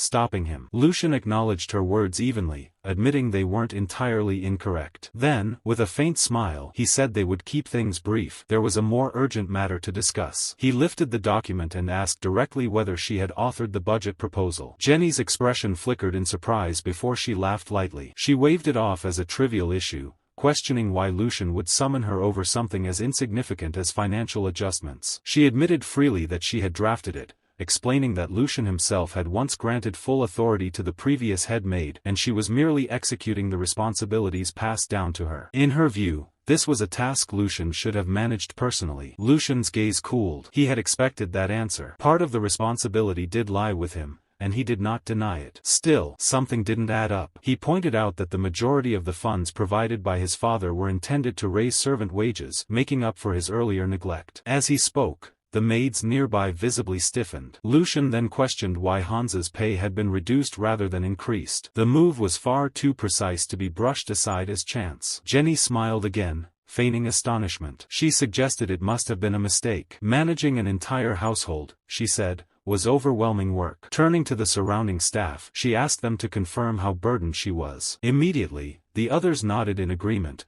offering awkward support and subtly shifting responsibility away from her. Lucian watched them in silence, his thoughts calculating his next move. Lucian remained unconvinced. With a steady yet authoritative tone, he ordered everyone to stop. Stepping forward, his gaze swept across the room as he spoke calmly, remarking that while a body might belong to one master, its hands and feet were clearly acting under someone else's command. He moved toward the door, then paused and turned back, fixing Jenny with a sharp look. He asked one final question and instructed her to answer with care. Did she truly understand whom she was meant to serve? Jenny's response was swift and cutting. She said that such a matter would require confirmation from Lord Geordie. The scene shifted. In a narrow, shadow-filled alley, Lucian walked forward, his thoughts racing. Diseased flesh had to be cut away for the body to survive, no matter how painful the process. His heartbeat gradually quickened as that resolve settled in. At the alley's end stood a raucous tavern, overflowing with noise, drunken shouts, and chaos. Lucian and Hans entered, both hidden beneath cloaks. Hans whispered in confusion, remarking that he thought Lucian planned to go fishing to clear his mind. This place couldn't have been further from that idea. Lucian ignored him. His attention was fixed on the center of the bar, where two men were locked in a brutal fistfight. Cheers erupted around them as spectators screamed and laughed,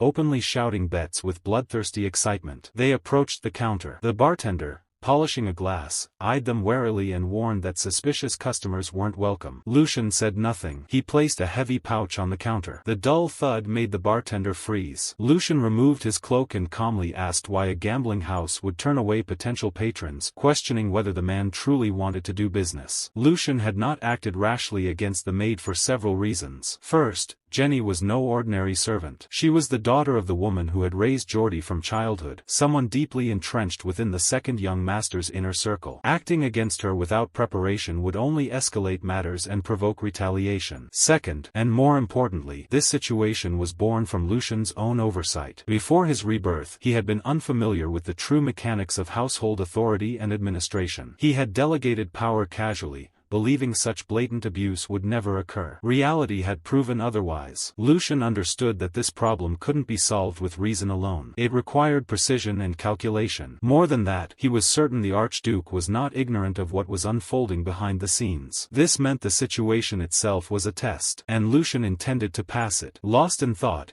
he was once again guided by the same staff member and seated at a table inside the bar. Cards lay scattered across its surface, evidence of countless finished games. Lucian picked up a deck with detached calm. Since he was already here, he decided he might as well earn something from it. It didn't take long. The man seated across from him began to shake uncontrollably. A crowd gathered, murmuring in disbelief as Lucian won round after round. His opponent was a seasoned gambler, yet now looked completely crushed. Eventually, the man gave up and left the table in humiliation. Lucian casually flipped a coin between his fingers, utterly indifferent. Hans stood frozen beside him, clutching his head in shock. At some point, the young master had developed an almost frightening level of skill, and Hans couldn't remember when that change had happened. Bored, Lucian leaned back and rested one leg on the table, inviting another challenger. No one stepped forward. He had come to spread rumors and draw attention, but the lack of resistance made the experience dull. Lowering his gaze, Lucian concluded that after taking so much, it was time for the real target to appear. Almost on cue, the door opened. A man entered while adjusting his cuffs, wearing a polite smile that subtly shifted the atmosphere. He walked straight toward Lucian and introduced himself as Hugo, the manager of the establishment. With a simple gesture, he summoned a butler, who announced that the bar would be closing for the day due to unforeseen circumstances. Servants moved swiftly, repeating the message and escorting guests out while promising generous compensation for their next visit. Once the bar was empty, Hugo turned back to Lucian and spoke respectfully, explaining that inconveniencing others was a small price to pay if Lucian could enjoy himself in peace. Lucian replied pleasantly, remarking that it had been a long time since he'd gone out, and praising Hugo's keen judgment. Such intuition, Lucian noted, was essential for survival in this business. Hugo apologized for greeting him late, but Lucian waved it off, saying he only wanted a change of scenery. Hugo's gaze drifted to the towering pile of coins on the table, and he admitted his astonishment. It had been years since anyone had won so much in his establishment. He then offered to be Lucian's opponent himself. Though he admitted his chances were slim, he believed his experience might at least make things interesting. Hans immediately grew uneasy and urged Lucian to leave. They had already won more than enough, and something about this man felt fundamentally different. Hans had encountered many dangerous figures in the palace, but this presence stood apart. Lucian understood the warning. Hans had earned his role not just through loyalty but instinct. With a single glance at Hugo's hands, Lucian confirmed it. This was Black Shark Hugo, a name burned into his memory from his previous life. A ruthless man who rose from the city's darkest corners through brutality and cunning. Gambling, smuggling, contract killings, he ruled them all. Eventually, he would dominate 5 territories from the shadows and later, amid imperial chaos, declare himself a baron and warlord. For now, however, Hugo was still in his early phase, and that only made him more dangerous. Lucian curved his lips into a faint smile. This was the shark he had come to reel in. When the cards were brought out, Lucian suggested a straightforward game. Hugo accepted at once, even lifting any restriction on the stakes, clearly unwilling to let such a distinguished guest lose interest. Lucian looked genuinely pleased, as though he had finally met someone who spoke the same language. Behind him, however, Hansa's unease deepened with every passing second. Hugo kept his polite expression intact, secretly writing Lucian off as nothing more than a pampered noble, someone who leaned entirely on the weight of his family's name. He failed to realize that this very table would mark the beginning of his collapse. As the dealer prepared the deck, Hugo gave a subtle signal, convinced the young master would bleed money the longer the game dragged on. Lucian, in contrast, remained light-hearted and relaxed, as if loss were impossible. Just before the first hand began, Lucian steered the conversation in an unexpected direction. He spoke with apparent admiration, praising Hugo's ability to oversee such a vast operation, especially one that existed beyond the boundaries of the law. Leadership, Lucian remarked casually, was best judged by the caliber of the people one commanded. If Hugo had truly crossed a forbidden boundary, someone would have erased him long ago. Hugo answered carefully, stressing that he always understood his position and never offended those above him. Lucian laughed softly, reassuring him that House Valdec was not so inflexible. Then, with unsettling composure, he asked a single question: when Hugo intended to begin full-scale production. Hugo froze. Lucian's gaze did not waver as he clarified what he meant. He was referring to the operation hidden in the back, an illicit one. The moment those words settled, the atmosphere at the table changed. The air grew thick, almost crushing. An invisible pressure spread outward, forcing even the servants to break into cold sweat. Hans stiffened, fear etched plainly across his face. Hugo felt as if his body had betrayed him, locking in place as though struck by sudden illness. Forcing himself to breathe, Hugo tried to recover. He feigned confusion, insisting he had no idea what Lucian was implying, swearing that he knew nothing of illegal dealings. Lucian did not argue. Instead, he calmly placed another stack of money onto the table. The movement was slow and deliberate, making it clear that denial was meaningless. With a detached smile, Lucian peeled back the truth. Hugo had been hired by the Marquis Lauren family to undermine Valdec territory through the distribution of prohibited substances. Lucian's eyes sharpened as he spoke, openly criticizing the recklessness of such an order. For a Marquis family to act with such crude disrespect showed utter disregard. There were lines that could never be crossed, and Hugo had already stepped far beyond them. Hugo remained silent. Sweat poured down his face, his breathing uneven as panic took hold. Lucian continued in the same calm tone, remarking that Hugo's nerve was almost worthy of praise. Smuggling contraband into another city was daring enough, but doing so within Valdec lands bordered on self-destruction. The moment something went wrong, every force tied to Valdec would tear him apart without hesitation. The pressure in the room intensified. Lucian watched Hugo in silence, fully aware that behind those strained features, his thoughts must be spiraling into chaos. Failure meant only one thing: death. The scheme had been uncovered far too early, and the opponent now standing before Hugo was the Valdec family itself. There could be no worse outcome. Under normal circumstances, this operation would have stayed buried for years. By the time whispers ever reached the Grand Duke, Hugo would have already disappeared without a trace. But Lucian's insight, knowledge carried over from a previous life, had torn the plan open before it could fully take shape. At last, Hugo forced himself to speak. His voice shook as he insisted this was all a misunderstanding. Lucian echoed the word slowly, his tone flat and sharp, demanding to know exactly what had been misunderstood. Sweat dripping down his temples, Hugo claimed he was nothing more than a small-time merchant barely managing to survive. Involvement with narcotics made no sense, he argued. It had to be a vicious rumor spread by jealous competitors. If given the chance, he swore he would personally hunt down whoever started it. Lucian cut through the performance without hesitation. He calmly compared Hugo's story to the supposed legitimacy of his flour mill, casually mentioning the underground tunnel beneath it, officially described as nothing more than an emergency escape route leading beyond the city walls. Lucian made it clear this would be the final question. He asked what phase the operation had truly reached. Hugo froze. The color drained from his face as sweat poured freely. Words deserted him. Finally, his strength gave out and he collapsed back into his chair. For a brief moment, his thoughts cleared, and reality crashed down. Lucian knew everything: the fake storefront, the concealed passage. At that point, excuses were worthless. A dangerous thought crept into Hugo's mind: eliminate him. The servants sensed the shift instantly. One after another, their stances changed subtly, fingers edging toward hidden blades. An unguarded noble could, in theory, die mid-conversation. Before that thought could solidify, Lucian spoke again. His voice was cold and unyielding as he warned Hugo to think very carefully about his next move. This gamble carried only one chip on the table, his life. Behind Lucian, Hans trembled, terror plain on his face. Hugo's clenched fist slowly loosened. Lucian reminded him, calmly, of how much blood and effort it had taken to climb to his current position. Hugo cursed himself inwardly for even entertaining such madness. Raising a hand against a Valdec successor was no different from inviting a death more horrific than execution. His imagination supplied vivid images of the punishment that would follow. At last, Hugo shut his eyes and released a long, shuddering breath. Survival 1. He lowered his head and begged for mercy. Lucian's presence here proved there was another objective. If execution were the goal, Hugo would already be dead. Desperation stripped away what little pride he had left. Hugo declared that he would become whatever Lucian wished, abandoning himself completely. In response, every servant in the room dropped to their knees, pleading alongside him. Lucian said nothing for a long moment. Then he rose to his feet, unhurried. Keeping a dog, he decided, was not such a terrible idea. He happened to be in need of capable hands and feet. Relief flooded through Hugo. He bowed repeatedly, swearing unwavering loyalty, as if his life had just been returned to him. Lucian took a step closer, then stopped. Simply turning Hugo into a hunting hound would never truly bind someone like him. Lucian rested a hand on Hugo's shoulder and asked a single, quiet question. Did he wish to become a knight? The room fell into complete silence. Hugo's eyes widened. Becoming a knight had once been his greatest dream, something he had chased with blind obsession until reality crushed it out of him. No matter how capable he was,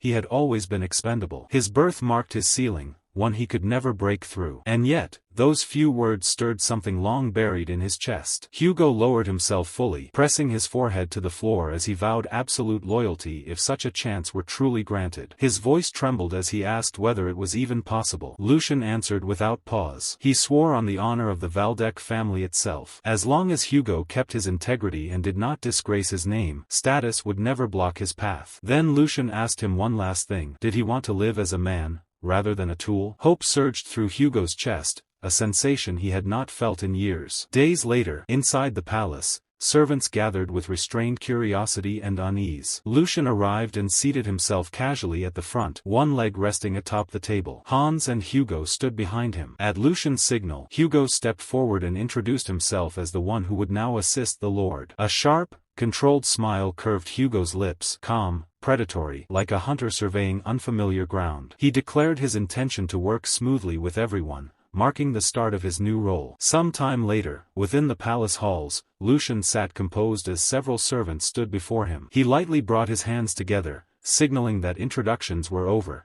and instructed them to summon the head maid. One servant hesitated, visibly uneasy, and questioned why she needed to be called so suddenly. Lucian replied casually that the head maid should formally greet him. His thoughts drifted to the previous day when she had reprimanded him without restraint. He made it clear that such behavior would not be tolerated again. Since there was no alternative, the matter needed to be properly reported, busy schedule or not. Lucian quietly observed their reactions and found them exactly as expected. The servant who had spoken earlier glanced around nervously and warned the others not to act rashly. Another quickly agreed, saying none of them wanted to be dragged into unnecessary trouble. At that moment, Lucian understood something clearly. The servants no longer held any respect for him. In their eyes, he was little more than a fraying rope, barely worth clinging to. If that was how they saw him, then he would make sure they paid for that mistake. One servant stepped forward from the center of the group, urging Lucian to reconsider. He reminded him that Lord Geordie valued the head maid greatly, and that lowly servants like them had no authority to interfere. As soon as he finished, the others echoed his words, urging Lucian to be understanding. They accused him of deliberately stirring conflict, their overlapping voices growing louder by the second. Hans could no longer hold back. He clenched his teeth and shouted at them to come to their senses, reminding them that the true master of the palace was Lord Lucian, not the second young master, Geordie. From the side, Hugo watched the exchange with a faint smile. He stepped forward calmly and asked Hans to leave the matter to him. Turning to the servants, Hugo dismissed their noise outright, stating that harsh words were wasted on people who had already decided not to listen. He then turned to Lucian and said that he already knew what needed to be done. Lucian regarded him with mild curiosity and asked if he had a plan. Hugo's expression turned cold and detached. Dealing with people who did not know their place, he explained, was simple. Loyalty could be beaten into them, even if the method had to be somewhat rough. He asked for permission to proceed. The servants' faces instantly drained of color. Lucian listened in silence before allowing a faint smile to appear. Hugo's decisiveness was exactly why Lucian had chosen him. And luck, it seemed, had also favored Lucian. Hugo had been caught while his illegal operations were still in their infancy. Had the situation spiraled any further, even Lucian knew it would have slipped beyond his control. That was why he acted when he did. He rested a hand on Hugo's shoulder, granting silent approval. This was exactly the development he had been waiting for. A faint, almost sinister curve touched Lucian's lips as he gave Hugo a simple instruction to show them properly. Hugo acknowledged the order without hesitation. The temperature in the hall seemed to drop as he advanced toward the servant standing at the center. At close range, Hugo's presence felt crushing, like a towering stone wall bearing down on something fragile and insignificant. The servant swallowed hard, forcing himself to stay upright. He told himself that Hugo was merely an outsider, a newly recruited lackey with no real backing. Summoning what little courage he had, the servant warned Hugo not to act rashly. He advised him to recognize the situation clearly and to choose the correct side if he wished to survive. Hugo stared down at him with icy detachment and asked whether the man truly understood how merciless the powers behind him could be. The servant let out a mocking laugh, scoffing at the idea that Hugo would gamble his life for a few coins and a temporary position. Hugo's hand tightened slowly into a fist. He dismissed the words as nothing more than the final noise of someone who did not yet realize his fate. The strike came without warning. The blow was brutal. The servant was hurled across the room and slammed into the floor with a sickening impact. His face ballooned instantly, bones shifting out of place as consciousness left him in seconds. Silence swallowed the hall. Before anyone could react,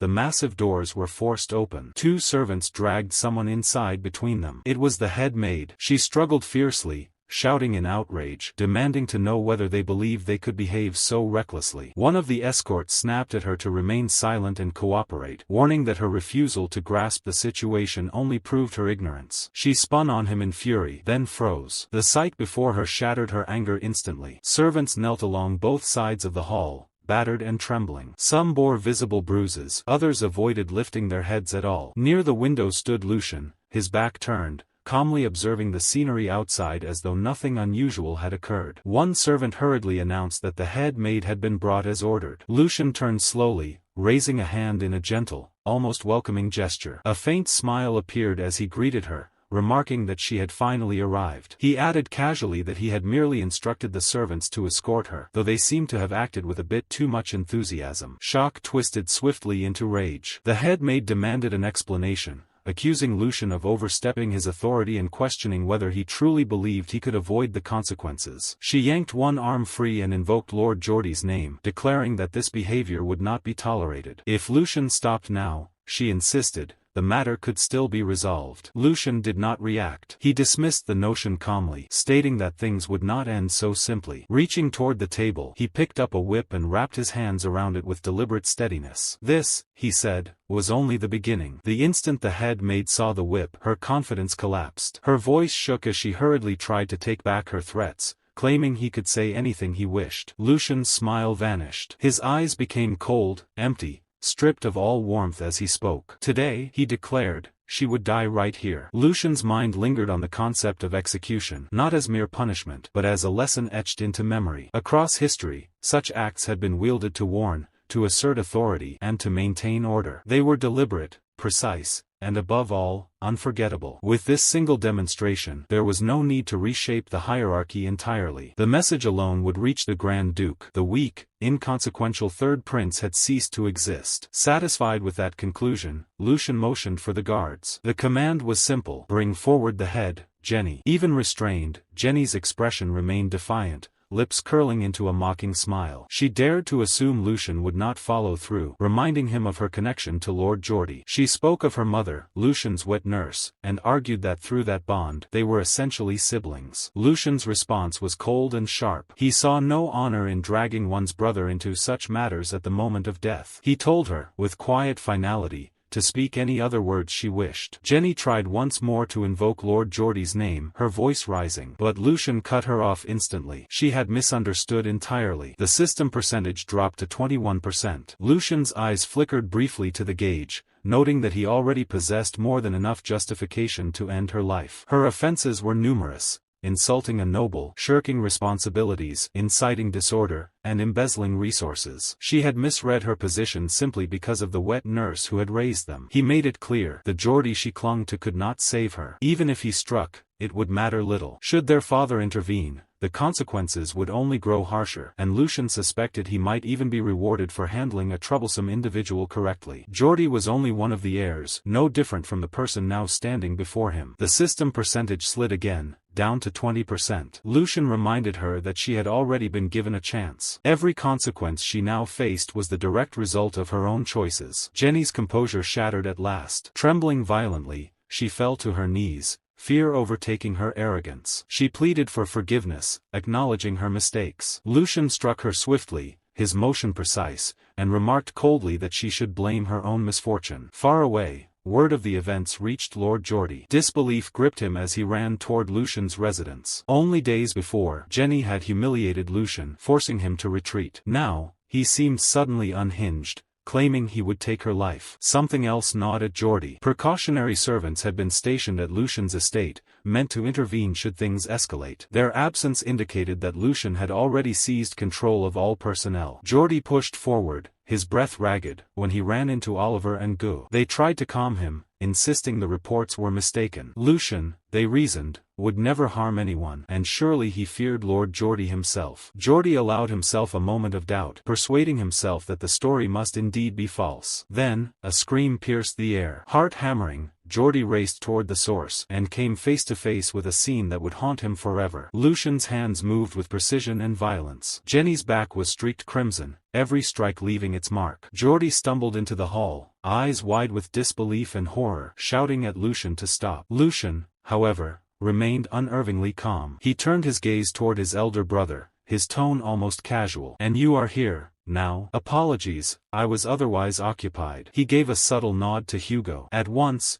Hugo seized Jenny, forcing her to her feet. Geordie barked orders to Oliver and Gu, commanding them to intervene. Both surged forward, only to be halted immediately. Lucian's voice cut through the air. Any who approached within 3 feet of Jenny would see their throats slit. The room froze. Hugo pressed a blade lightly but menacingly against Jenny's throat. "This is my responsibility," he said evenly. "No chance of survival exists without my command. Step back and leave it to me." Jenny's pleas rang out, desperate and trembling, calling for Lord Geordie's intervention. Geordie's face contorted in fury as he threatened Hugo. If he disobeyed, not only would his head fall, but his entire family would face execution, displayed on the city walls. Hugo's response was unwavering. "Impossible. My loyalty belongs to my master alone. Any command not issued by him holds no weight." The system percentage blinked downward to 17%. Hugo's words left no doubt. His obedience was absolute. If the instruction came from Lucian, carrying it out was his duty. Geordie turned sharply toward Lucian. "Explain yourself. What has she done to deserve this treatment?" Lucian's expression remained cool, detached. "She insulted her superiors, defied direct orders, and meddled in financial affairs," he stated plainly. "The punishment reflects her transgressions. Nothing more, nothing less." He paused, eyes narrowing slightly as he added context for Geordie. Within House Valdec, the succession war between the first young master, Tristan, and Geordie was in full swing. Every misstep could be fatal in this critical period. Recently, Geordie had suffered public humiliation at Lucian's hands, losing his trusted knight, Sir Hendrik. Now, with Jenny at risk, any failure to act decisively would fracture the trust of his subordinates. Geordie was effectively trapped, a king in checkmate. Defeated, Geordie swallowed his pride. "You win," he conceded, his voice tight. "Release her." Oliver, Gu, and Han remained frozen, shock etched across their faces. Hugo's grip on the knife did not waver. Jenny's cries of terror filled the hall. Lucian, however, merely smirked. To him, Geordie's concession was neither satisfying nor surprising. He saw it as the arrogance of nobility, the idea that a simple declaration could erase consequences. Lucian addressed Geordie once more, dismissing the notion of winning entirely. I have only carried out my duties as third young master. Embezzlement is a crime, regardless of status. Ignoring it would invite public scrutiny, and no noble is above the law. Geordie ground his teeth, fists clenched, demanding clarity. Stop circling. Tell me plainly. What do you want? Lucian's blade inched closer to Jenny's face. Her sobs escalated, panic overtaking her. Geordie's frustration mounted, helpless against the calm predator before him. Lucian spoke evenly, his words slicing through the tension. Since ancient times, he explained, those who laid hands on another's property were punished in kind. Typically, restitution required multiple times the value of the offense. Now, the decision rested with Geordie. Determine the price, or let the consequences unfold. The scene shifted subtly to Duke Sigmund, standing alone by a window, lost in thought. His mind wandered to the events of days past. He remembered the head butler recounting that the embezzlement incident had already been addressed. Sigmund questioned the accuracy of the report. The head butler confirmed it personally. Geordie had compensated Lucian tenfold, and an outsider named Hugo had been recruited to root out spies within the annex. Lucian's control over his domain had never been tighter. The narration returned to the present. Lucian stepped forward, standing before Duke Sigmund, and asked simply, "Father, did you summon me?" Duke Sigmund's gaze fixed on Lucian with a weight that felt unfamiliar, as though the sun before him had shifted overnight. Lucian sensed it immediately. Something in his father's stare had changed, carrying a subtle edge he hadn't seen before. "You've caused quite a commotion lately," Sigmund remarked, his voice calm but edged with meaning. Lucian inclined his head lightly. "It was nothing significant, father. I merely corrected those who failed to recognize their proper master." Sigmund's expression remained unreadable as he countered. "Your actions have humiliated your brother. Geordie will not forget this, and consequences will follow." Lucian's tone stayed measured,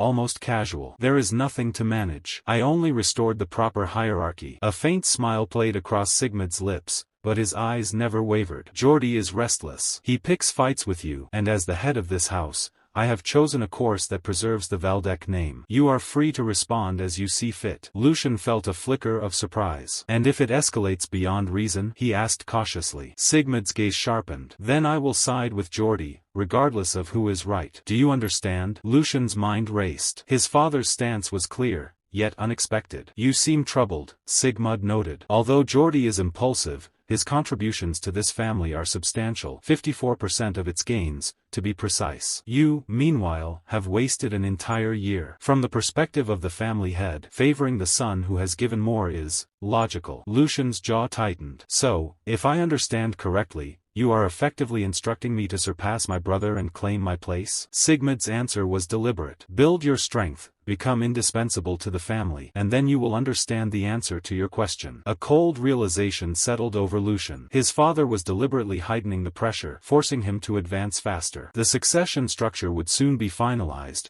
and he needed to assert his position before it was too late. Bitterly, he wondered whether all fathers wielded concern with such harshness. Despite his frustrations, he acknowledged one truth: Sigmund worried deeply for his sons. With that understanding, Lucian reached into his pocket and retrieved a letter. He spoke calmly, his words measured. "If father is concerned, then perhaps it is worth noting that I have already prepared my next move, a significant one." Before he could elaborate, Sigmund's hand shot out. The letter was seized, crumpled, and torn to pieces. The sheer authority in his father's presence made the room feel suffocating. "Is this report accurate?" Sigmund demanded. "If this is some misguided attempt to exaggerate service, I expect the truth immediately." Lucian did not flinch. "Every detail is correct, father. Following Lauren's instructions, our investigation has progressed thoroughly. Insiders involved in drug distribution have been apprehended, and the evidence is verifiable." Suddenly, Sigmund's body radiated a brilliant blue aura, the energy swelling until the room itself seemed to groan under its weight. Lucian staggered instinctively, his body straining against the overwhelming pressure. Sigmund's eyes narrowed into a glare that could freeze life itself. The name Bernhard flickered through his mind, the shameless son of a marquis defiling the land of Wald. Rage surged, compressing the air around him. Lucian's heartbeat accelerated. He recognized this immediately. The aura was a test of resolve, the invisible weight carried by those who safeguarded the empire, the sword and authority of the Waldeck family manifest. Each second under it threatened to crush him entirely. Yet, forcing himself to remain composed, Lucian bowed slightly and requested permission to speak one final point. Sigmund nodded, granting him the chance. Even if this truth reaches His Majesty Markwell Logan, Lucian said steadily, he will attempt to sever all loose ends. Responsibility will be evaded, and all illegal activity was funneled through the upper echelons. Even the most rigorous inquiry would leave no visible trace of direct involvement. The Emperor's caution regarding factional disputes meant that, in the end, arbitration would temper any wrongdoing. For the Waldeck family, their recent transgressions would likely result only in financial losses. Lucian, however, found that insufficient. Mere monetary penalties did not satisfy the scale of the offense. He believed a far greater price was warranted. A heavy silence filled the room. Sigmund studied his son intently, a flicker of surprise crossing his face. Lucian's insight was sharper than he had anticipated. When had his child grown so capable of assessing a situation with such precision? Sigmund prompted him to speak further. Lucian explained that he had already ensured the enemy could not escape. An insider had come forward willingly, a noble, trusted by Logan and elevated to an executive position. Sigmund's memory shifted to the head butler's earlier report about Hugo, an outsider Lucian had recruited. Realization dawned. This Hugo was the insider Lucian had referred to. Everything was unfolding in accordance with a scenario Sigmund had once foreseen. Lucian's plan hinged on using the traitor as bait. From Logan's perspective, the executive tasked with handling drug operations would never betray him. Yet Lucian had meticulously orchestrated events so that the operation appeared to progress smoothly, luring key figures into the open at the right moment. Sigmund recognized the brilliance of the strategy, but a concern lingered. The plan relied entirely on a single unpredictable factor. A man from the streets. Human nature, he thought, could never be fully controlled. Trusting such a man was inherently risky. One misstep could unravel everything. Lucian remained quiet for a moment before clarifying. He was not relying on the man's loyalty. He was betting on his ambition. Hugo desired greatness, to become a knight and carve his name into history. That dream, Sigmund realized, was a timeless one, something any man could pursue with obsessive dedication. Lucian's faith in that desire mirrored the determination he himself had held in a previous life. Sigmund found the reasoning sentimental yet undeniably sincere. It explained why Lucian would go to such extremes. He considered the consequences if the plan failed. Lucian stated without hesitation that he would bear full responsibility. Any mistake would fall on him alone. He was prepared to pay the ultimate price, even risking title or position. Impressed, Sigmund instructed that once Lucian's body fully recovered, he was to present himself at the training grounds. Lucian acknowledged the order. Uncertain of what else might follow, he listened as Sigmund added another declaration. He would personally instruct Lucian in the Lion's Heart sword. With that, Lucian was officially recognized as a candidate for the next head of the household. Night descended, and Sigmund remained alone in his chamber, the moonlight spilling across the floor. The head butler entered quietly, his voice tinged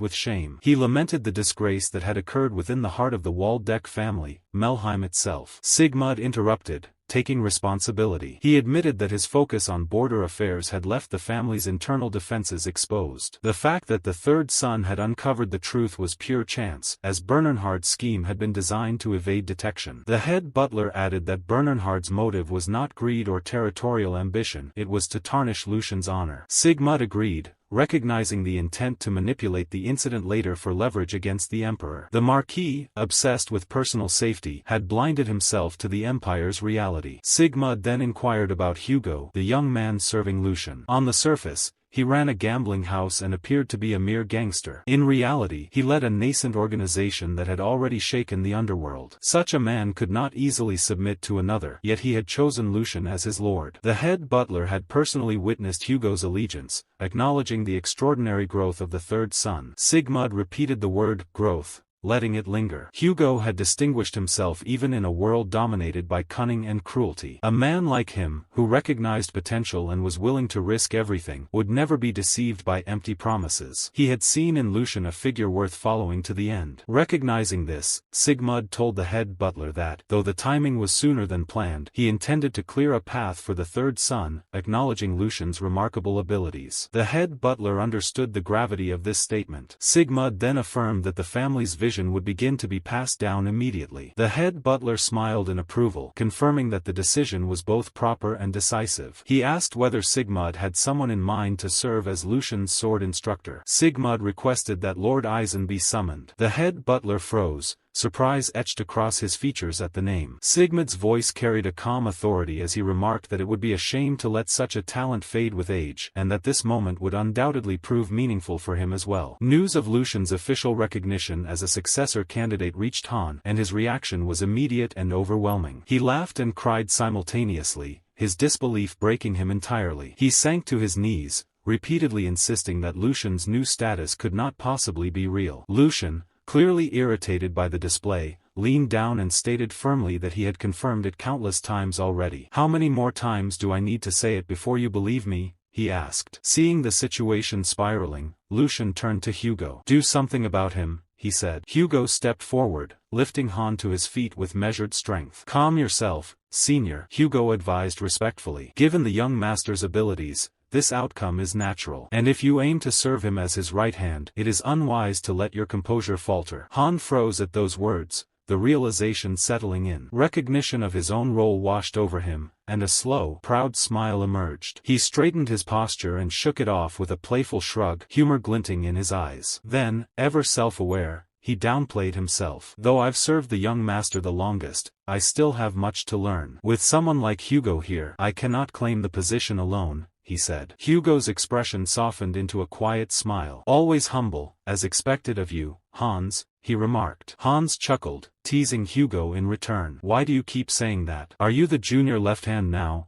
Hugo?" Lucian watched the exchange, a faint smile tugging at his lips. Experienced subordinates, he mused, were indeed different. Turning back to Han, his expression shifted to one of seriousness. "Hugo's words were not wrong," Lucian said. "Before announcing this to the house, it made sense to inform only the two of you." Han's excitement bubbled over visibly, but Lucian's mind remained analytical. He considered Han's timid nature, recognizing that fragility could be a liability. Yet, he also knew Han's loyalty was genuine, and his determination to stay by Lucian's side under pressure made him a rare and reliable ally. Lucian reflected that with more experience and maturity, Han could grow into an even stronger support, capable of managing the house's internal affairs. His gaze shifted to Hugo. There was no room for doubt here. Hugo's abilities were unquestionable. Lucian resolved that his task was to open a path for Hugo to achieve his full potential as a knight, someone who would serve directly under him, a living extension of his own sword. With that clarity, Lucian addressed both of them firmly. "From now on, things will be demanding. The road ahead is one I cannot travel alone. We must walk it together." Hugo's resolve hardened. "I will not disappoint you, young master," he said. Beside him, Han's smile widened,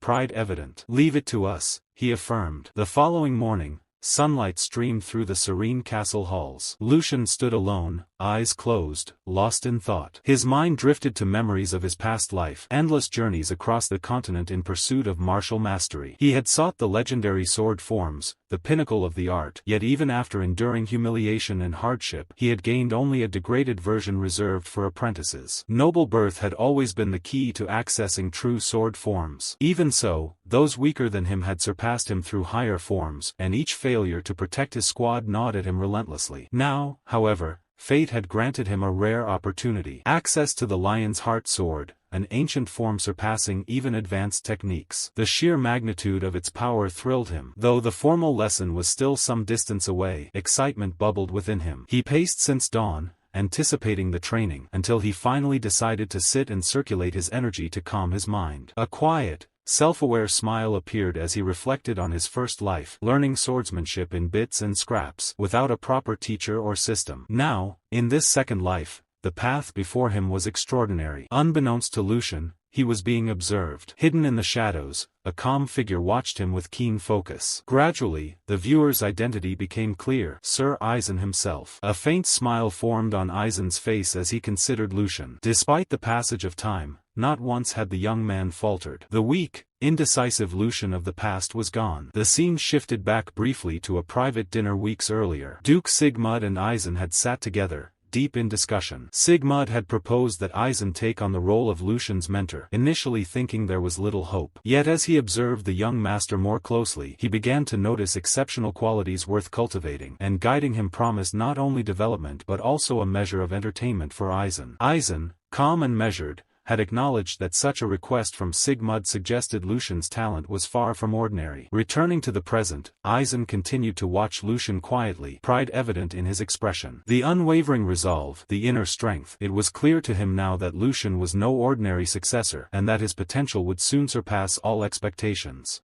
The concept of a sacred swordsman was never something spoken of casually. It was not a title that could be claimed through reputation alone, nor one that could be inherited through bloodline or position. To be acknowledged as such meant that one had surpassed the natural limits imposed on ordinary humanity, a state achieved only after reaching the very end of the cycle and completing a perfect awakening. Such an existence stood beyond talent, beyond diligence, beyond even genius. A sacred swordsman was a warrior who had refined their understanding of the sword to its absolute extreme. Nothing more could be added. Nothing more could be taken away. Every unnecessary motion had been stripped bare, leaving behind only the purest essence of swordsmanship. Across the vast, unbroken history of the empire, individuals who reached that realm were almost unheard of. Among swordsmen, they were no longer regarded as men. They were legends, figures whispered about in old records and forgotten songs, beings who bordered on the divine. As this weighty thought lingers in Lucian's mind, a presence quietly arrives before him. The moment Lucian lifts his gaze, his breath catches in his throat. His thoughts freeze mid-flow. There is no need for explanation, no room for doubt. He understands it instantly. Someone extraordinary is standing before him. The narration reveals the truth without hesitation, without embellishment. The man before him is Aizen Breitner,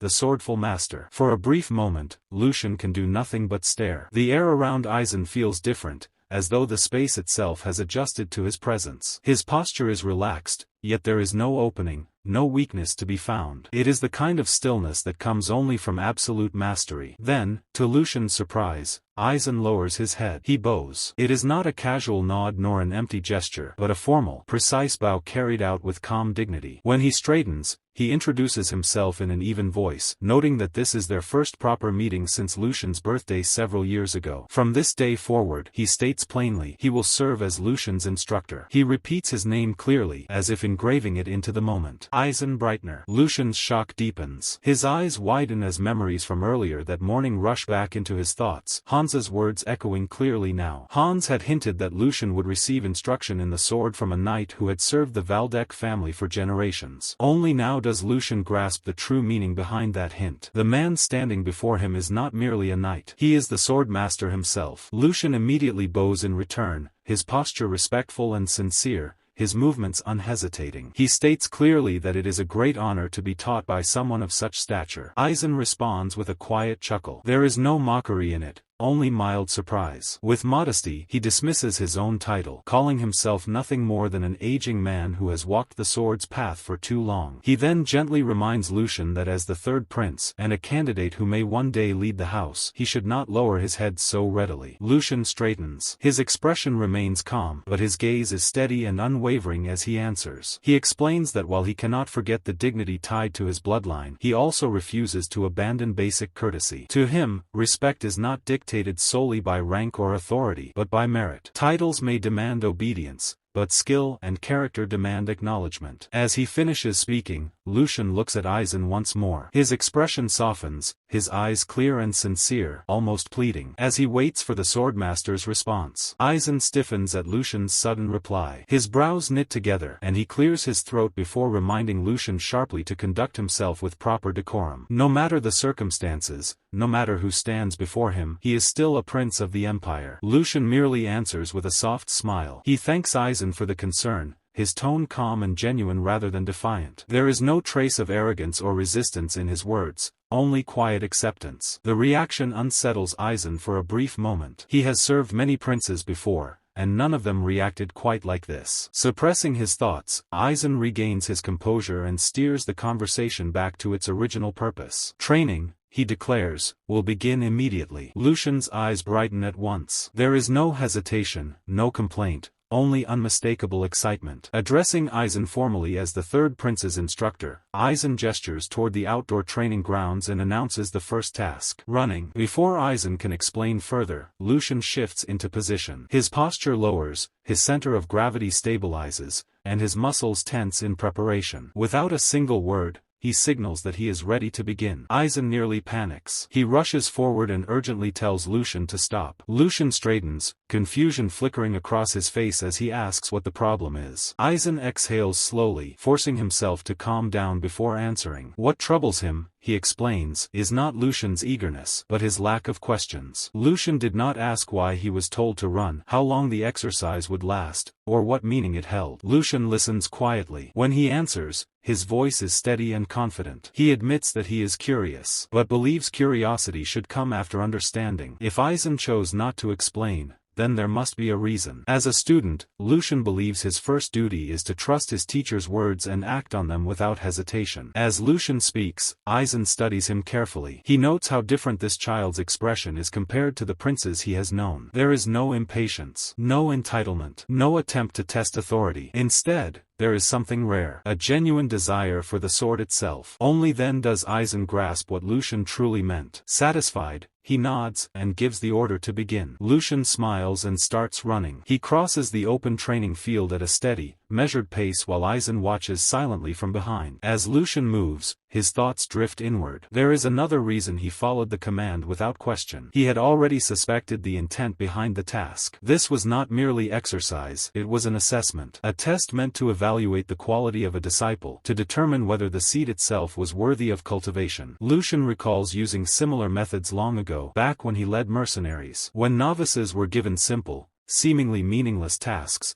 their reactions alone revealed everything. As he runs, Lucian glances toward Aizen and notices the man's sharp gaze. That gaze confirms it. Aizen's mentality is solid. Lucian smiles faintly. Only one trial remains: endurance. With that resolve, he continues running, pushing himself without restraint. An hour passes. Then, suddenly, something shifts. Lucian's stride falters for an instant as realization strikes. Something is wrong. He has been running far longer than expected, yet there is no exhaustion, no burning in his muscles, no heaviness in his breath. It makes no sense. Instead of slowing, Lucian accelerates. With each step, his body feels lighter, not heavier. His senses sharpen. His awareness expands, as though a veil has been lifted from his perception. He reflects quickly. The only thing he has consumed for recovery is bottled nectar. Until now, his physical activity has been limited to simple walking. By all logic, this state should be impossible. Behind him, Aizen watches with growing disbelief. He recalls that the run was never meant to test stamina. It was only to gauge Lucian's basic condition. He had expected nothing remarkable. Yet what he sees defies reason. Lucian is not sweating. His breathing remains even and controlled, perfectly still, like the surface of a calm lake. Even seasoned knights who have cultivated mana for years would struggle to maintain such balance. This is not normal. Aizen steps forward, positioning himself directly in Lucian's path. A blue aura rises from his body as he signals for Lucian to stop. Lucian halts abruptly, startled by Aizen's sudden appearance. Confusion flashes across his face as he struggles to understand the interruption. Aizen's tone shifts as he asks about the morning. Specifically, he asks how Lucian calmed his mind, clarifying that what he used was not meditation but a cycle. Lucian nods and explains, referring back to the indoor training hall. He confirms that it was indeed a cycle, adding that nothing is more effective for organizing his thoughts. Aizen's suspicion is confirmed. Suppressing his reaction, he asks Lucian to remain still and warns him to speak immediately if anything feels strange. When Aizen grips Lucian's hand, blue energy flows from his palm, connecting directly to Lucian's aura. As Aizen examines it, confusion gives way to disbelief. Lucian has already reached the same endpoint of the cycle that Aizen himself once achieved. But that is not all. Beyond that familiar limit, Aizen senses something opening, something he himself had never touched. Lucian is carving a path beyond known boundaries. In that instant, Aizen understands completely. This child is not merely following an existing road. He is creating a new one. The realization leaves Aizen utterly shaken.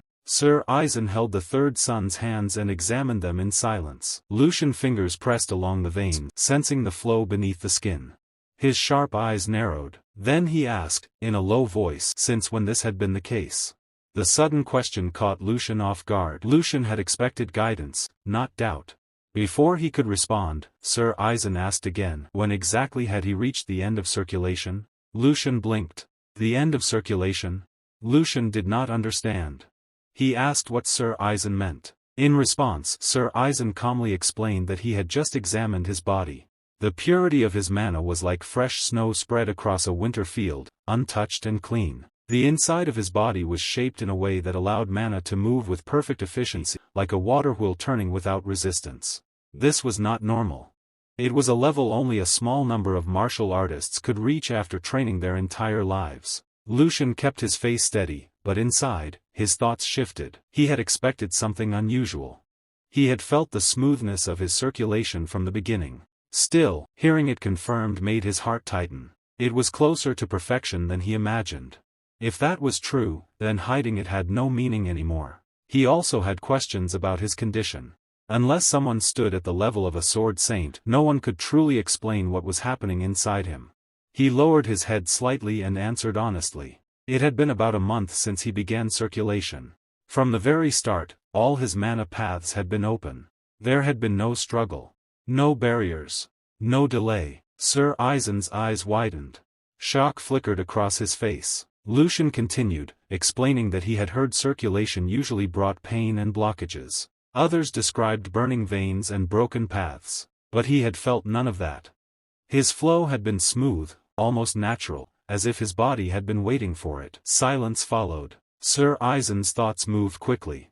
Even he had needed decades of training to reach such a stage. Yet this young man had done it in a month. Perhaps the ancient swordsmen who were said to split mountains and seas were not myths after all. Perhaps such talent truly existed. With visible hesitation, Sir Eisen spoke again. He wished to say something, even if it sounded disrespectful. Then he asked the question. Would he be willing to give up the successor position of House Valdec? The world seemed to pause. Lucian's eyes widened. He had not expected those words. The sky above them was bright blue, and the wind carried dry leaves across the courtyard. For a moment, everything felt distant. The request echoed in his ears. Give up the successor position. Confusion turned into fear. He demanded to know what Sir Eisen meant. Was there something wrong with his body? Could he not learn sword forms? Would something terrible happen if he continued using mana? His thoughts raced wildly, each worse than the last. But Sir Eisen answered calmly. It was the exact opposite. Lucian froze. Opposite? He struggled to understand. Sir Eisen looked at him with firm eyes and explained clearly. His body was an ideal vessel. Not only could he draw out the full efficiency of both mana and flesh, but he also had the potential to go beyond that limit. If he chose to focus entirely on the sword, becoming the next sword saint would not be difficult for him. The word struck like lightning. A sword saint. Lucian stared at his own hands. Could he truly step into that realm? He had known this body was extraordinary. From the beginning he had sensed its strength and balance. But this was far beyond what he expected. He had been fortunate enough to learn the ancient sword form known as Lionheart Sword. With it, he believed he had gained a path toward the stage he once longed for in his previous life. That alone had felt like a miracle. But now he was being told that he could reach even higher. Not just mastery, but the pinnacle of the sword itself. The path to the sword would demand everything. Talent alone would not be enough. It would require focus without distraction. Lucian looked at the old swordsman with steady eyes and asked quietly if the reason he had been told to choose was because he could not walk both paths at once, the path of successor and the path of a sword saint. Sir Eisen nodded without hesitation. That was correct. To be precise, it was because he did not have enough time left. Though circulation allowed him to stand and move even at nearly 100 years of age, he could no longer ignore the slow decay of his body. Strength remained, but time did not. If he wished to pass down everything he possessed while still alive, the schedule would already be tight even if the third son focused only on the sword. Lucian's eyes widened slightly. 8 years. If his memory was right, that was how long the sword saint had left before death claimed him. The truth settled heavily in his chest. There truly was not much time. Ideally, he would accept the offer and devote himself fully to the sword. It was a chance he had longed for across 2 lifetimes. But the future he remembered was not shaped by strength alone. The coming years would be filled with chaos. Nations would clash. Alliances would break. Power would shift like sand. Those who survived were not simply the strongest. They were those who held legitimacy, those with names, positions, and authority that others could rally behind. Martial might could win battles, but it could not control the storm by itself. This was the moment he had once dreamed of. To chase the peak of the sword without restraint. To stand at the summit. Yet dreams were not the only things that mattered. He lowered his head respectfully and apologized to Sir Eisen. He wished to remain a Valdec to the end. The offer was greater than his station and he was deeply grateful. But he could not accept it. His voice was calm, though something tightened inside him as he spoke. Sir Eisen looked at him for a long moment. Then he sighed softly and said it was he who should feel ashamed. What had he done in his youth that he now grew greedy in old age? Through the third son, it seemed he had wanted to leave something of himself behind in this world. Some proof that his sword had not vanished with time. Lucian said nothing at first. The weight of Sir Eisen's regret lingered in the air. Then he carefully asked a question. If, by any chance, there were another talented individual besides him, what would Sir Eisen do? The scene shifted far from the quiet courtyard. Under a bright sun, near a wide farmhouse field, a young noble rode a horse at full speed. The animal leaped over low fences and dodged scattered obstacles. Dust rose behind them. The rider's posture was confident, sharp, controlled. Behind him, a heavy-set butler struggled to keep up, shouting as he ran. News about the third son had been confirmed. The rider pulled sharply on the reins, stopping the horse. He turned, disbelief clear on his face. So the ridiculous rumors were true. The fool had been recognized as a new successor candidate. This young noble was Joshua Valdec, the fourth son of House Valdec. He stepped down from the horse and wiped the sweat from his face with a towel. The butler, catching his breath, explained that it was exactly as the rumors claimed. The Archduke had officially included the third son in the line of succession. Not only that, he was under the direct guidance of Sir Eisen and had begun formal swordsmanship training.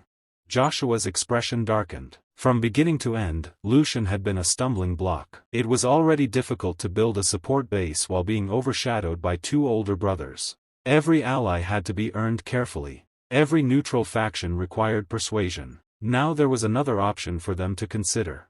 His anger flared. He threw the towel aside in frustration. Could Lucian not simply remain hidden in the corner of his room as before? Would it truly have killed him to stay useless and quiet? The butler nervously urged him to mind his words. That only made Joshua angrier. How could he possibly remain calm? What if the fragile loyalty he had barely gathered began to waver? Political support was like glass. Once cracked, it could never fully return to its original state. Even calling Lucian brother made his blood boil. They were only months apart in age, yet now that insignificant difference carried weight. Joshua forced himself to breathe. Rage alone would solve nothing.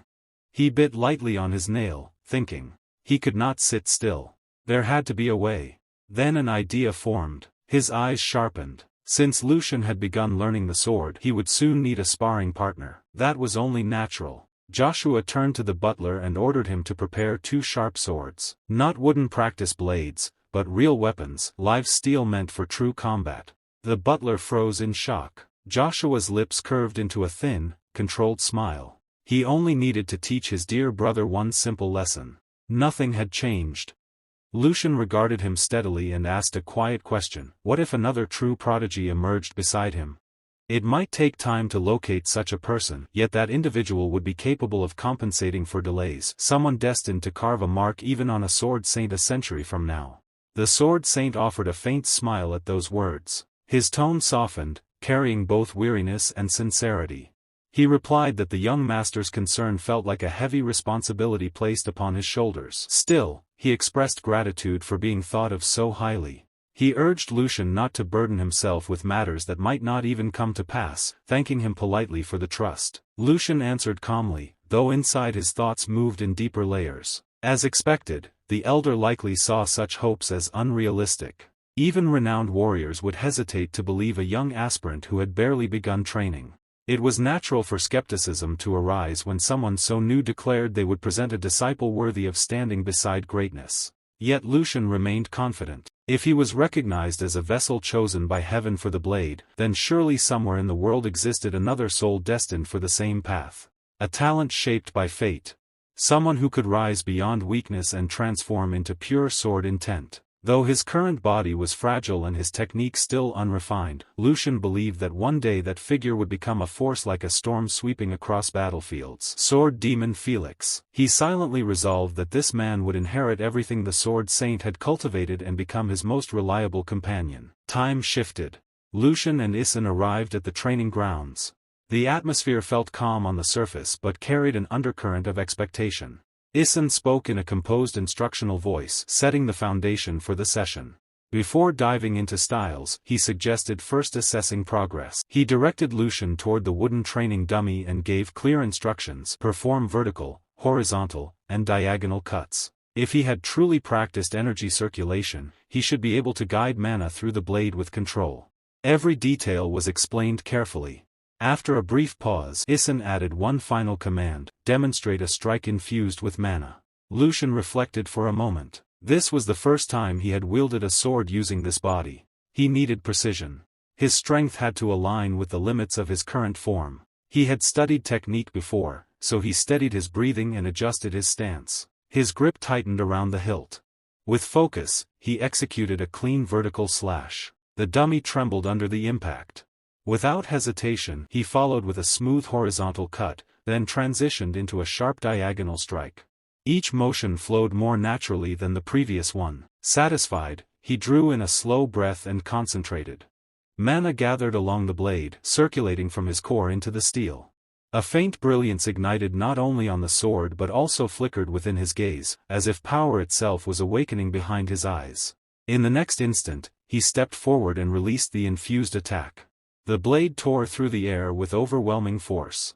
The wooden training dummy could not withstand it. It shattered violently before collapsing to the ground. Lucian observed the fallen remains and allowed a small smile to form.